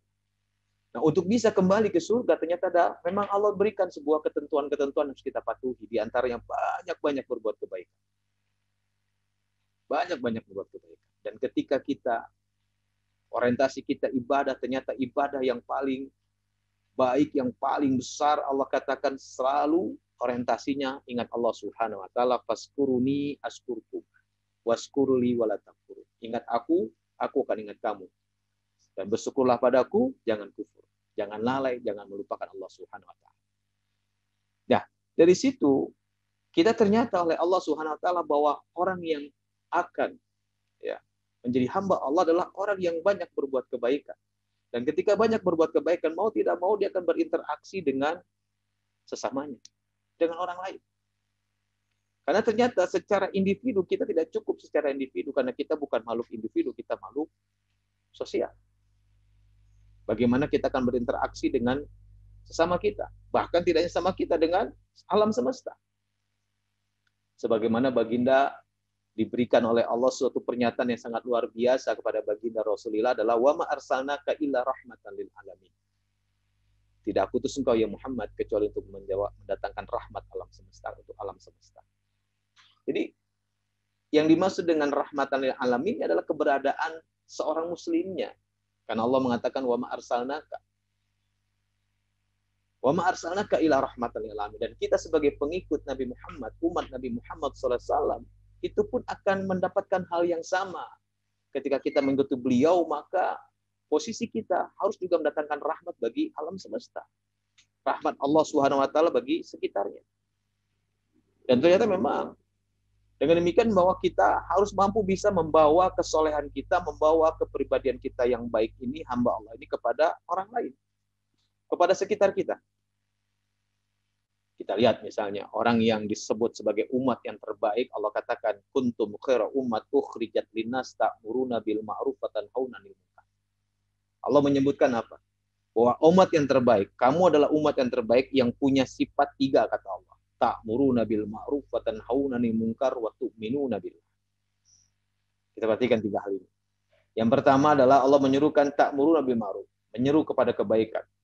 Kemudian wa tanhauna 'anil munkar, mencegah pada kemungkaran. Yang ketiga adalah wa tu'minuna billah. Dan yang ketiga ini menjadi kuncinya, wa tu'minuna billah. Karena kita diciptakan oleh Allah untuk ibadah. Maka jangan sampai hilang dalam kehidupan kita, dimanapun kita berada, apapun posisi kita, apapun keadaan kita, jangan pernah lupa bahwa kita sebagai hamba Allah, maka segala sesuatu yang kita kerjakan harus bernuansa ibadah pada Allah SWT. Dan ternyata Allah menyebutkan bahwa umat terbaik adalah umat yang menyeru pada kebaikan, mencegah kepada kemungkaran. Artinya apa? Ini satu statement Allah bahwa kita dengan iman kepada Allah tadi harus mampu membawa iman ini kepada orang lain. Dan tugas pokok kita yang kedua selain sebagai hamba Allah adalah banyak-banyak melakukan kebaikan. Maka ada ayat Allah katakan wal takum minkum ummatu yad'una ilal khair. Allah mengatakan hendaklah di antara kamu ini ada sekelompok umat, sekelompok orang dari umat ini yang menyeru banyak-banyak berbuat kebaikan. Wal takum minkum ummatu yad'una ilal khair, yang menyeru kepada kebaikan. Dan ini satu tegas para saudara yang dirahmati Allah SWT, bahwa kita harus terlibat dengan lingkungan kita. Karena bagaimanapun untuk bisa masuk surga, nggak bisa kita hanya melakukan kesendirian. Karena ternyata Allah berikan lagi satu cobaan buat kita, apakah kita betul-betul komitmen kepada Allah atau tidak, apakah kita betul-betul menuangkan seluruh aktivitas kita untuk ibadah pada Allah. Allah berikan kita musuh. Mau tidak mau, suka tidak suka, kita punya musuh. Allah sebutkan itu. Siapa dia? Asyaitan. Innahu lakum aduwwum mubin. Sampai Allah menegaskan dengan mengatakan aduwwum mubin, musuhmu yang nyata. Yang namanya musuh harus kita hadapi, bukan dihindari. Yang namanya musuh kita harus waspada. Makanya supaya kita bisa mampu aman masuk surga secara pribadi, kita butuh orang lain untuk sama-sama bekerja sama dalam rangka untuk bisa masuk surga Allah SWT. Dan ternyata memang begitulah baginda diutus oleh Allah untuk menyempurnakan akhlak. Innama bu'istu liutami makarimal. Dan baginda pun mengatakan juga dalam hadis yang lain, kata baginda, sebaik-baik manusia adalah yang punya manfaat bagi orang lain. Dan Allah juga mengatakan Allah akan menolong kita. Kita butuh pertolongan Allah. Dalam sabda baginda juga mengatakan wallahu fi auni abdi maka fi auni akhihi. Allah akan menolong kamu, menolong hambanya selama hambanya mau menolong saudaranya. Dan bentuk pertolongan kepada saudara yang paling afdol apa? Saudara firman Allah SWT adalah mengenalkan Allah kepada saudara kita. Mengenalkan Allah kepada orang lain. Mengenalkan Allah kepada manusia. Dan itulah yang disebut dengan ta'muruna bil ma'ruf wa tanhauna 'anil munkar wa tu'minuna billah. Makanya yang kedua yang tidak boleh hilang dalam kehidupan kita selain ubudiyah adalah apa yang disebut dengan muhimmatud dakwah. Kita jaga ya, mengajak orang sebanyak-banyaknya agar menjadi hamba Allah. Dan itulah satu cara bagaimana kita membawa kesolehan pribadi menuju kepada kesolehan sosial. Dan itu nggak bisa sendirian, harus dengan kebersamaan. Maka Allah mengatakan wal asri innal insana lafi khusrin illal ladzina amanu wa amilus solihati wa tawassaw bil haqqi wa tawassaw bis sabr. Allah mengatakan wal asr, demi masa, demi waktu, innal insana lafi khusr, sungguh manusia dalam kerugian, illal ladzina amanu, kecuali orang beriman tadi, orang yang tadi tidak pernah hilang dalam hidupnya adalah sebagai hamba Allah, beribadah pada Allah SWT. Ya, alladzina amanu, orang-orang yang beriman, wa amilus solihat, bukti bahwa dia menjadi hamba Allah, dia melakukan aktivitas amalan yang disebut dengan amal soleh, amal ibadah. Allah sebutkan wa tawassaw bil haqqi wa tawassaw bis sabr, dan itu kebersamaan, nggak mungkin sendirian. Maka kata Allah tadi wal takum minkum ummat yad'una ila khairin, sebuah keniscayaan yang harus kita wujudkan dalam kehidupan kita kalau kita ingin diselamatkan oleh Allah di dunia wal akhirah, dan kita masuk kembali ke tempat kita yang semula, itu surga Allah Subhanahu wa taala, Jannatun Na'im. Nah, makanya ini harus kita lakukan dalam diri kita. Mau tidak mau, kita mulailah menjaga diri kita. Butuh banyak hadis-hadis Rasul yang mengatakan wal man kana yuminu billahi wal yaumil akhir, barang siapa yang beriman kepada Allah dan hari akhir, fal yukrim daifah, dalam memuliakan tetangganya, memuliakan tamunya, memuliakan dan lain sebagainya. Dalam berkata yang baik atau diam, falyaqul khairan aw liyasmut, semuanya adalah tentang sosial. Bahwa memang begitulah manusia yang bermanfaat bagi orang lain, itulah yang memang Allah sukai.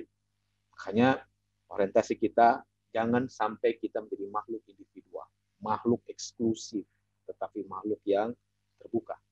Makhluk yang betul-betul kita membutuhkan satu sama lain untuk saling menjaga diri kita agar kita banyak-banyak melakukan kebaikan.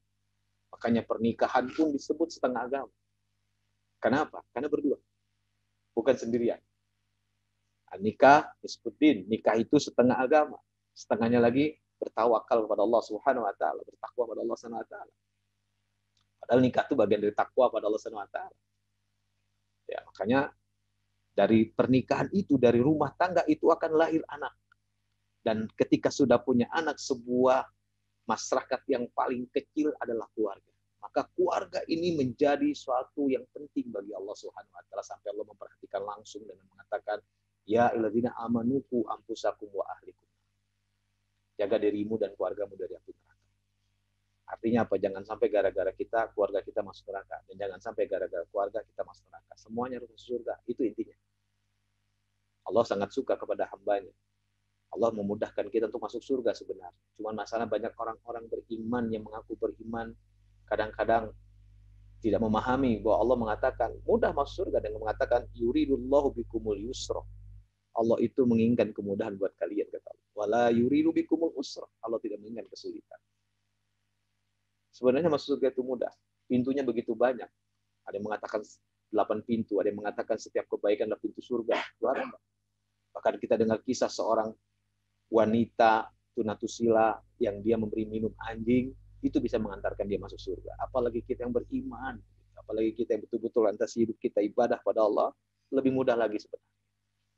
Artinya ketika ada orang yang masuk neraka, na'udzubillah min dzalik, itu kebodohan yang luar biasa, kelemahan iman yang luar biasa. Hanya kita perlu mengajak orang lain agar kita sama-sama saling mengingatkan watawasau bil haqqi watawasau bis sabr.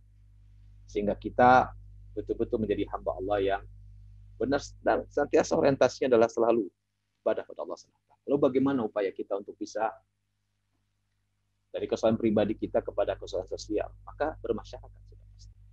Kita harus care dengan lingkungan. Nggak boleh kita tidak care. Kita harus tahu anak kita sekolahnya di mana. Kita harus tahu lingkungan semuanya. Agar kita semuanya ketika kita punya kepentingan yang sama untuk masuk surga dan kemudian kita bersama-sama menularkan kesalahan pribadi kepada kesalahan sosial, ini akan berdampak luar biasa. Makanya semua aspek kehidupan kita harus kita masuki. Ipolek, sosbud, hankap. Ya, nggak ada tuh satu celah yang tidak kita masuki dalam keislaman kita sebagai bentuk menebarkan kesalahan pribadi kepada kesalahan sosial. Semua aspek kehidupan sosial, kalau semuanya nuansanya ibadah pada Allah Subhanahu wa Ta'ala, ini menjadi sesuatu yang luar biasa. Makanya kenapa? Dari pribadi-pribadi yang soleh harus muncul keluarga yang soleh.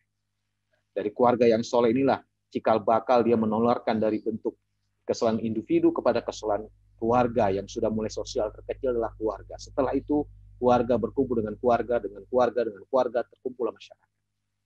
Masyarakat berkumpul dengan masyarakat dari sebuah negara ketika ada kesepakatan. Apalagi momentum tahun baru kita ini bersamaan dengan kemerdekaan Indonesia yang 75 tahun. Yang kita tahu sebenarnya dituangkan dalam tujuan negara. Dalam pembukaan dasar 45 itu sangat tegas bagaimana tujuan negara itu adalah melindungi segenap bangsa Indonesia. Kemudian yang kedua adalah mencerdaskan kehidupan bangsa, mensejahterakan seluruh Indonesia yang adil dan makmur, ikut ketertiban dunia. Tujuan negara yang berdasarkan Allah sebutkan, yang berdasarkan dalam pembukaan dasar disebutkan adalah satu, ketuhanan yang Maha Esa. Berarti memang semuanya jangan pernah lupakan kehidupan kita dalam rangka ibadah pada Allah tadi. Ketuhanan yang Maha Esa. Kemanusiaan adil dan beradab nggak akan bisa terjadi kalau tidak dia orientasinya Allah SWT, tidak orientasinya kepada Tuhan yang Maha Esa. Ketika niatnya sudah kepentingan selama kepentingan yang akan terjadi saling menjatuhkan, saling menzalimi ketika dia hanya mendepankan apa yang dia inginkan, bukan apa yang Allah mau. Kalau kita berorientasi apa yang Allah mau, kita akan menjaga diri kita. Karena semua aturan Allah sangat jelas di sini. Sangat jelas. Allah sangat suka dengan hamba yang bermanfaat bagi orang lain. Bagaimana mungkin dia kalau bersifat egois akan bisa bermanfaat bagi orang lain? Bagaimana mungkin kalau dia bersikap sombong akan bermanfaat bagi orang lain? Bagaimana mungkin kalau dia bersikap menghujat, kemudian sering sekali menghina, kemudian sering kali mengumpat? Nggak akan mungkin. Sampai Allah mengatakan mengancam dengan ancaman neraka bagi yang mengumpat. Wailu kulli humazatil lumazah. Celakalah orang yang mengumpat lagi mencela. Kalau bicara akhlak, pasti bicara dengan orang lain. Bagaimana menebarkan kesalahan individu kepada kesalahan sosial. Makanya ini harus kita perhatikan dalam diri kita. Mau tidak mau kita harus mulai dari mengenal Allah SWT. Ma'rifatullah. Mengenal Allah SWT. Dari situlah baru kita akan bisa menjalankan kehidupan kita untuk seberikut. Nah, dari situ kita mulai. Insya Allah dengan demikian mudah-mudahan. Ya. Ayo, tidak ada lagi. Ya. Saudara-saudara sekalian, kita memikirkan diri kita sendiri.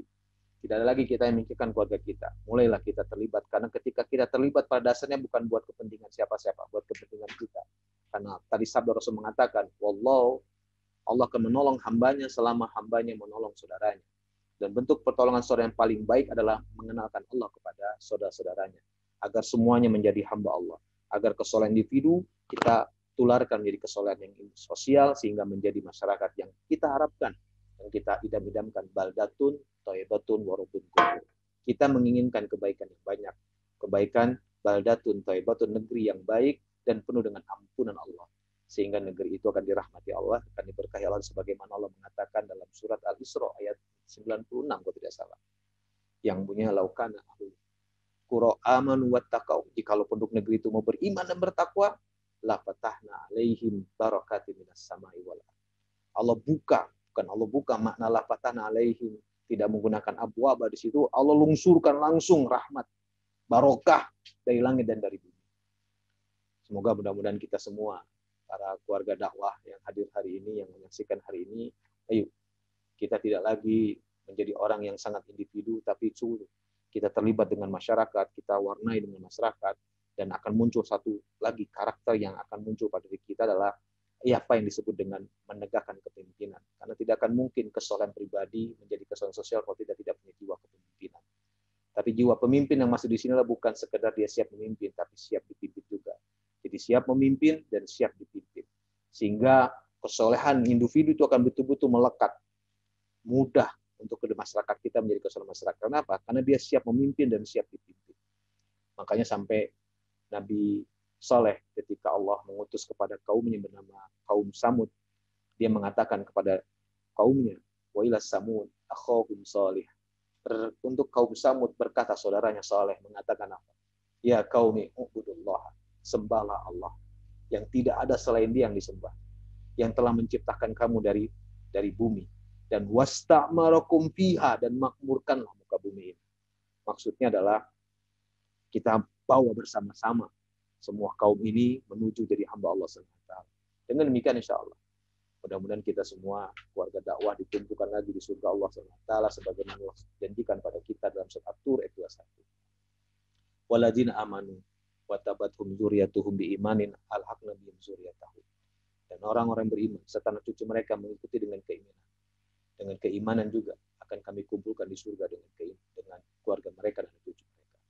Mudah-mudahan keluarga dakwah kita semuanya, ayo kita tidak lagi hanya mikirkan keluarga kita mikirkan lingkungan kita, karena itu akan menyelamatkan keluarga kita. Ketika kita mikirkan negara kita tuh menyelamatkan masyarakat kita.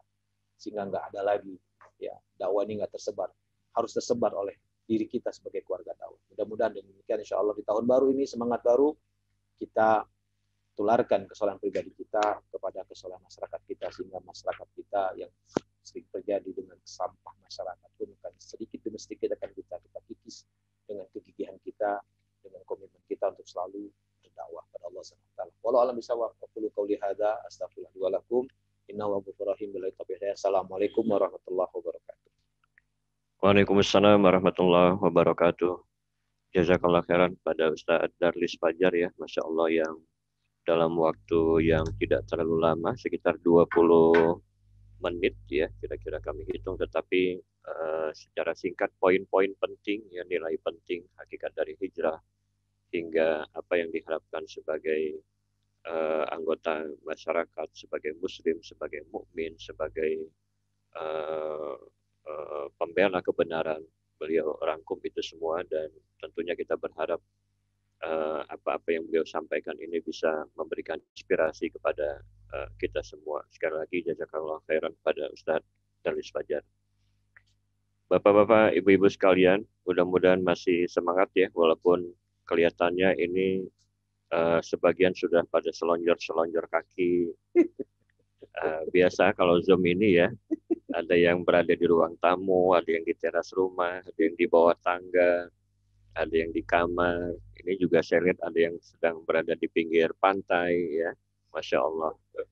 Mungkin ada juga yang lagi ngegoes gitu, ibu-ibu lagi goreng tempe, Masya Allah. Semuanya terkonek ya dengan acara kita. Baik, Bapak Ibu sekalian, kita lanjutkan sesi selanjutnya, yaitu kita mendengarkan arahan-arahan, kebijakan-kebijakan dari bidang pembinaan wilayah Jawa Barat yang akan menyampaikan poin-poin penting tentang tahun pembinaan ya. Sebagaimana kita pahami bahwa Muharram ini juga kita manfaatkan untuk awal dari tahun pembinaan kita. Akan disampaikan oleh Ustadz Edi Chandra, beliau sebagai Ketua Bidang Pembinaan Wilayah Jawa Barat. Silakan Ustadz Edi Chandra untuk duduk. Selama beberapa menit ke depan, mari kita dengarkan arahan-arahan beliau, karena ini penting, ini menyangkut agenda-agenda pembinaan kita ke depannya. Kami persilakan. Terima kasih Ustaz Jo. Assalamualaikum warahmatullahi wabarakatuh.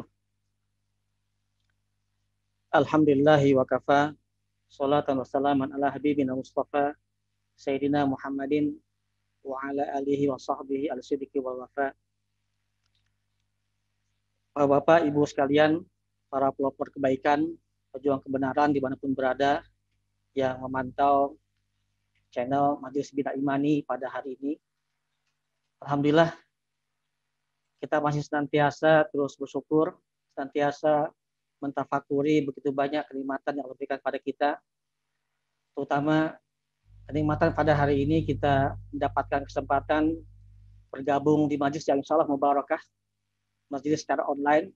Kita mendapatkan aran-aran, tausiah, taujihat, ya, masukan-masukan yang sangat berharga, sangat bernas dari sumber kita, Ustaz Profesor Dr. Mukhtasar, juga Ustaz Darlis, yang subhanallah ya, merangkum begitu luar biasa, begitu dahsyat, bahwa ada banyak sekali peluang kebaikan yang menjadi tantangan kita ke depan, ladang amal kita yang luar biasa terbentang luas, yang sesungguhnya ini semua merupakan kerja-kerja kita yang akan terus kita gelorakan, kita akan sempurnakan, kita akan sebarluaskan sebagai diri pribadi, keluarga pun masyarakat. Hadirin rahimakumullah, secara ringkas kami dari pengelola Masjid Imani tentu saja ingin menyampaikan tahniah. Selamat memasuki tahun baru Hijriyah, Muharram 1442 Hijriyah.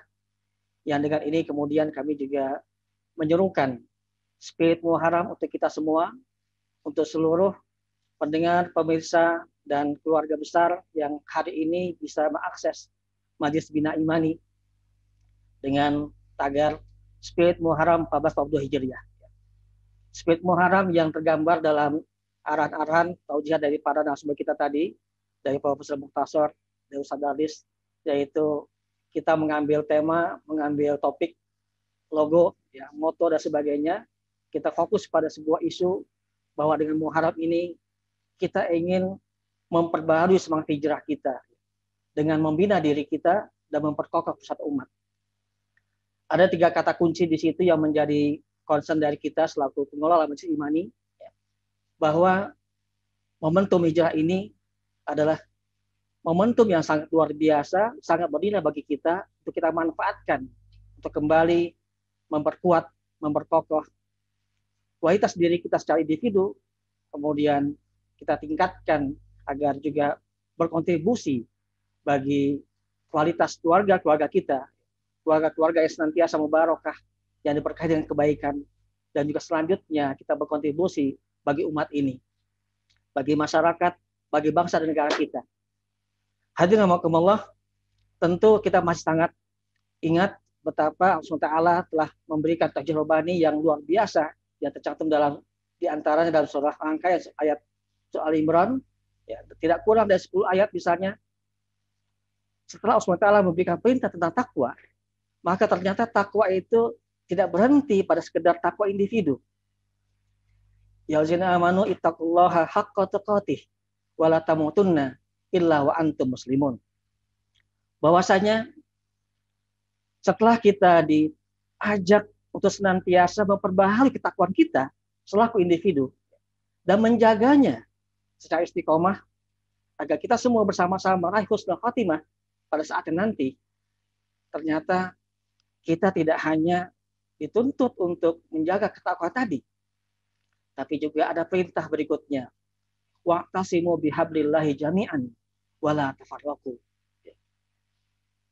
Hendaklah kita kemudian berpegang teguh pada tali Allah dan kemudian mengingatnya, menjadikan sebagai patokan kita, dan kemudian menghindarkan diri kita dari perpecahan. Dan dengan sendirinya berarti kita diperintahkan untuk menjaga persatuan. Bahkan untuk menjaga persatuan itu, agar sebagai umat, sebagai bangsa kita terus berkonsolidasi, menyatu, semakin kokoh, maka ada 3 amal yang kita kemudian harus kita lakukan. Sebagaimana dituangkan Ustaz Alis tadi, yaitu kita perlu mengajak pada kebaikan. Ta'muruna bil ma'ruf wa tanhauna 'anil munkar wa tad'una billah. Bagaimana kita dituntut untuk juga senantiasa menyuruhkan kebaikan, memintakan kepada yang ma'ruf dan mencegah pada yang munkar. Karena itu spirit Muharram kita adalah pada hari ini kita ingin kemudian bersama-sama memasifkan upaya untuk meningkatkan kualitas diri kita agar mampu memiliki kekokohan sebagai pribadi, kokoh sebagai keluarga, kokoh sebagai masyarakat, kokoh sebagai umat, sehingga kita bisa mengemban misi peradaban yang luar biasa dahsyat yang digambar oleh Pak Profesor Mukhtasar tadi. Hadirin rahimakumullah, karena itu dalam konteks ini maka kami dari Majelis Bina Imani menyuruhkan sebagaimana disampaikan oleh host tadi, pembawa acara kita Ustadz Zul, bahwasanya ladang dan lahan kontribusi kita sebagai seorang muslim luar biasa terbentang luas. Setiap kita adalah pelopor-pelopor kebaikan. Setiap kita adalah pejuang-pejuang kebenaran dimanapun kita berada. Nahnu du'atun qabla kulli syai'. Kita adalah para pelopor kebaikan, pejuang kebenaran dimanapun kita berada. Siapapun kita adalah mungkin para guru, para karyawan, para pekerja, para petani, ya, mahasiswa, pelajar. Siapapun kita, maka kita adalah pelopor-pelopor kebaikan dimanapun kita berada. Karenanya, mari bersama-sama mempelopor ini semua, memperbanyak kebaikan di tempat kita berada, dimanapun kita berada. Baik kebaikan itu yang dalam konteks kita sebagai individu pribadi, maupun kebaikan bersama yang kolektif yang kita bangun bersama-sama agar menjadi kebaikan lebih besar bagi umat ini. Tidaklah salah kalau kemudian kita meringkasnya dalam sebuah ungkapan aslih nafsaka wad'u ghairaka. Maka mari perbaiki diri kita masing-masing. Tingkatkan dan bersihkan diri kita masing-masing. Perbaiki ketakwaan kita. Kemudian wad'u ghairaka, maka kita ajak siapapun, keluarga kita, kerabat kita, kawan kita, lingkungan kerja kita, kolega kita, tetangga kita, seluruhnya jadi bagian dari arus kebaikan yang diharapkan kemudian menjadi kebaikan lebih besar bagi umat dan bangsa ini.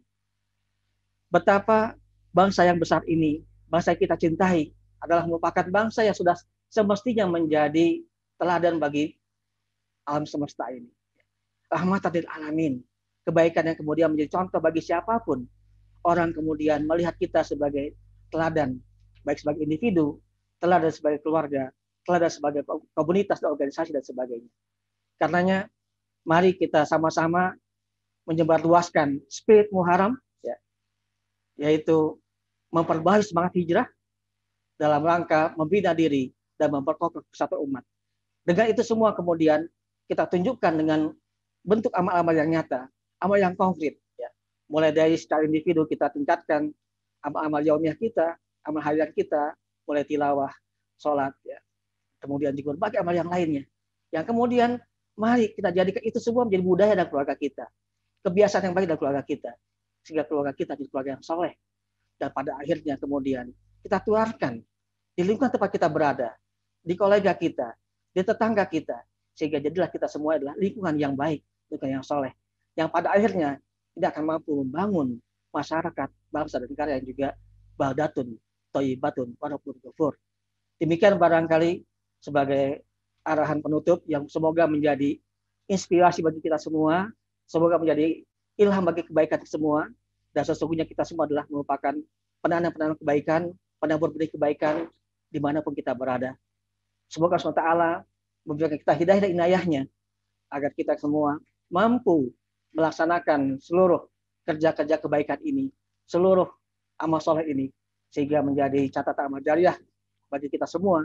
Dan Allah berkenan mengumpulkan kita nanti di surganya Jannatul Firdaus. Amin ya Allah. Amin.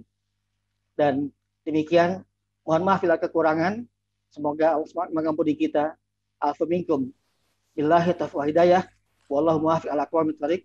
Wassalamualaikum warahmatullahi wabarakatuh. Waalaikumsalam warahmatullahi wabarakatuh. Terima kasih jazakallah khairan pada Ustadz Edi Chandra sebagai Ketua Pembina di Mandi Jawa Barat yang telah memberikan arahan-arahan strategis ya tentang dimulainya tahun pembinaan kita di Jawa Barat ini. Masya Allah, nggak terasa semua pembicara telah berbicara ya. Padahal saya lihat ini para peserta itu masih ingin melanjut sampai Isya kalau bisa gitu ya. Tapi memang waktu kita terbatas ya. Mungkin ada yang sudah ngap-ngap ini kuotanya ya. Duduk sudah miring-miring begitu ya. Dan Bapak Ibu sekalian, sekali lagi kami ucapkan terima kasih atas kesediaan kita mengikuti acara ini dari pagi tadi hingga sekarang ini, dan tidak ingin berpanjang kata, kita ingin mengakhiri acara kita ini dengan berdoa bersama-sama kepada Allah Ta'ala yang akan dipimpin oleh Ustadz Dr. Asep Sofian. Kepada Ustadz Asep, kami persilakan. Jazakallah Ustaz. Assalamualaikum warahmatullahi wabarakatuh. Mudah-mudahan apa yang telah kita simak di awal tahun Hijrah ini merupakan tonggak bagi kita untuk membuat resolusi-resolusi untuk menetapkan pembinaan-pembinaan kita, juga mempererat ukhuwah, memperkokoh ukhuwah dan persatuan umat. Allahumma salli wa sallim wa barik ala Sayyidina Muhammadin wa ala alihi wa ashabihi ajma'in. Allahumma ya hayyu ya qayyum ya dzal jalali wal ikram, nas'alukal huda wat tuqa wal afafa wal ghina. Ya Allah yang Maha Hidup, yang berdiri sendiri, pemilik segala keagungan, kemuliaan, kami mohon kepadamu petunjuk, ketakwaan, kesucian diri, dan kecukupan. Allahumma inna nas'aluka fawatihal khair wa khawatimah wa jawami'ah wa zahirah wa batinah wa awwaluhu wa akhiruhu wa alaniyatuhu wa sirruhu. Ya malikal mulk, ya qadiran ala kulli syai', ya mujiba da'watil muttar idza da'ak.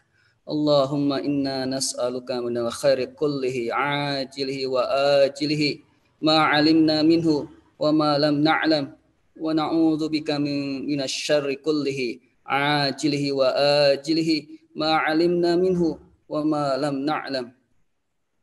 Allahumma aslih lana dinana alladhi huwa 'ismatu amrina wa aslih lana dunyana allati fiha ma'ashuna wa aslih lana akhiratana allati ilaiha ma'aduna waj'al hayata ziyadatan lana fi kulli khair waj'al mauta rahatan lana min kulli syarr. Ya Allah, perbaiki agama kami yang merupakan penjaga urusan kami. Perbaikilah dunia kami yang merupakan tempat hidup kami. Perbaikilah akhirat kami yang merupakan tempat kembali kami. Dan jadilah kami penambah kebaikan, serta jadikanlah kematian kami sebagai istirahat kami dari segala keburukan. Allahumma qsim lana min khasyatika ma tahulu bihi bainana wa baina ma'siyatik, wa min ta'atika ma tuballighuna bihi jannatak, wa minal yaqini ma tuhawwinu bihi alaina masaibat dunya. Ya Allah, anugerahkanlah kepada kami sebagian rasa takut yang bisa membentengi diri kami dari perbuatan maksiat kepadamu, dan sebagian ketaatan kami yang dapat menghantarkan kami ke surga-Mu, ya Allah, dan sebagian keyakinan kami yang memperingan musibah-musibah dunia yang menimpa kami semua. Allahumma matti'na bi asma'ina wa absarina wa quwwatina ma abqaitana.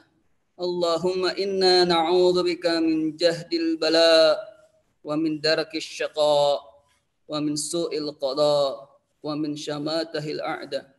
Ya Allah, kami mohon perlindungan-Mu dari cobaan yang berat, dari kesusahan yang hebat, dari keputusan yang buruk, dan dari kejahatan musuh. Allahumma inna na'udzubika min zawali ni'matik wa tahulli afiyatik wa faj'ati niqmatik wa jami'i sakhatik. Ya Allah, kami mohon perlindungan-Mu dari kehilangan atas nikmat-Mu, dari perubahan kesehatan yang Kau limpahkan kepada kami, dari siksa-Mu yang datang mendadak, dan dari segala murka-Mu. Rabbana atina fid dunya hasanah wa fil akhirati hasanah wa qina adzabannar wa qina adzabannar. Assalamualaikum warahmatullahi wabarakatuh. Alhamdulillah. Bapak Ibu sekalian, sebelum menutup secara resmi acara ini, kembali kami ingatkan ya, kami ajak untuk mari sama-sama kita ramaikan, kita gebiarkan spirit Muharram ini sehingga masuk ke pelosok-pelosok ya, dan kita menjadi pelopor kebaikan di tengah-tengah umat ini. Tidak bisa kita berharap banyak kepada saudara-saudara kita yang lain, tetapi memang kita dilahirkan untuk menjadi pelopor, maka kita dorong dengan berbagai media, dengan berbagai upaya kita membuat arus ya kebaikan-kebaikan di tengah-tengah umat kita. Kami sendiri di Imani Jawa Barat sudah merumuskan beberapa kata kunci, beberapa amalan, dan semoga ini menjadi fokus kita di dalam menjalankan aktivitas pembinaan kita ke depan. Dan juga mohon bantuannya untuk mensubscribe ya link YouTube kita, dan ini insya Allah ke depan kita akan optimalkan berbagai media untuk percepatan dakwah kita. Baik Bapak Ibu sekalian, kami atas nama panitia menyampaikan permohonan maaf atas segala kekurangan kekhilafan kami di acara ini. Semoga Allah mengampuni kita dan memberkahi acara kita ini. Sebagaimana kebiasaan para salafus soleh dulu, para generasi sahabat dulu, ketika mereka bertemu, berpisah, mereka membacakan surat Al-Asr. Mari sama-sama kita baca surat Al-Asr. Bismillahirrahmanirrahim. Wal asr innal insana lafi khusr. Innal ladzina amanu wa amilus solihat wa tawasaw bil haqq wa tawasaw bis sabr. Subhanakallahumma wa bihamdika asyhadu an la ilaha illa anta astaghfiruka wa atubu ilaik. Assalamualaikum warahmatullahi wabarakatuh.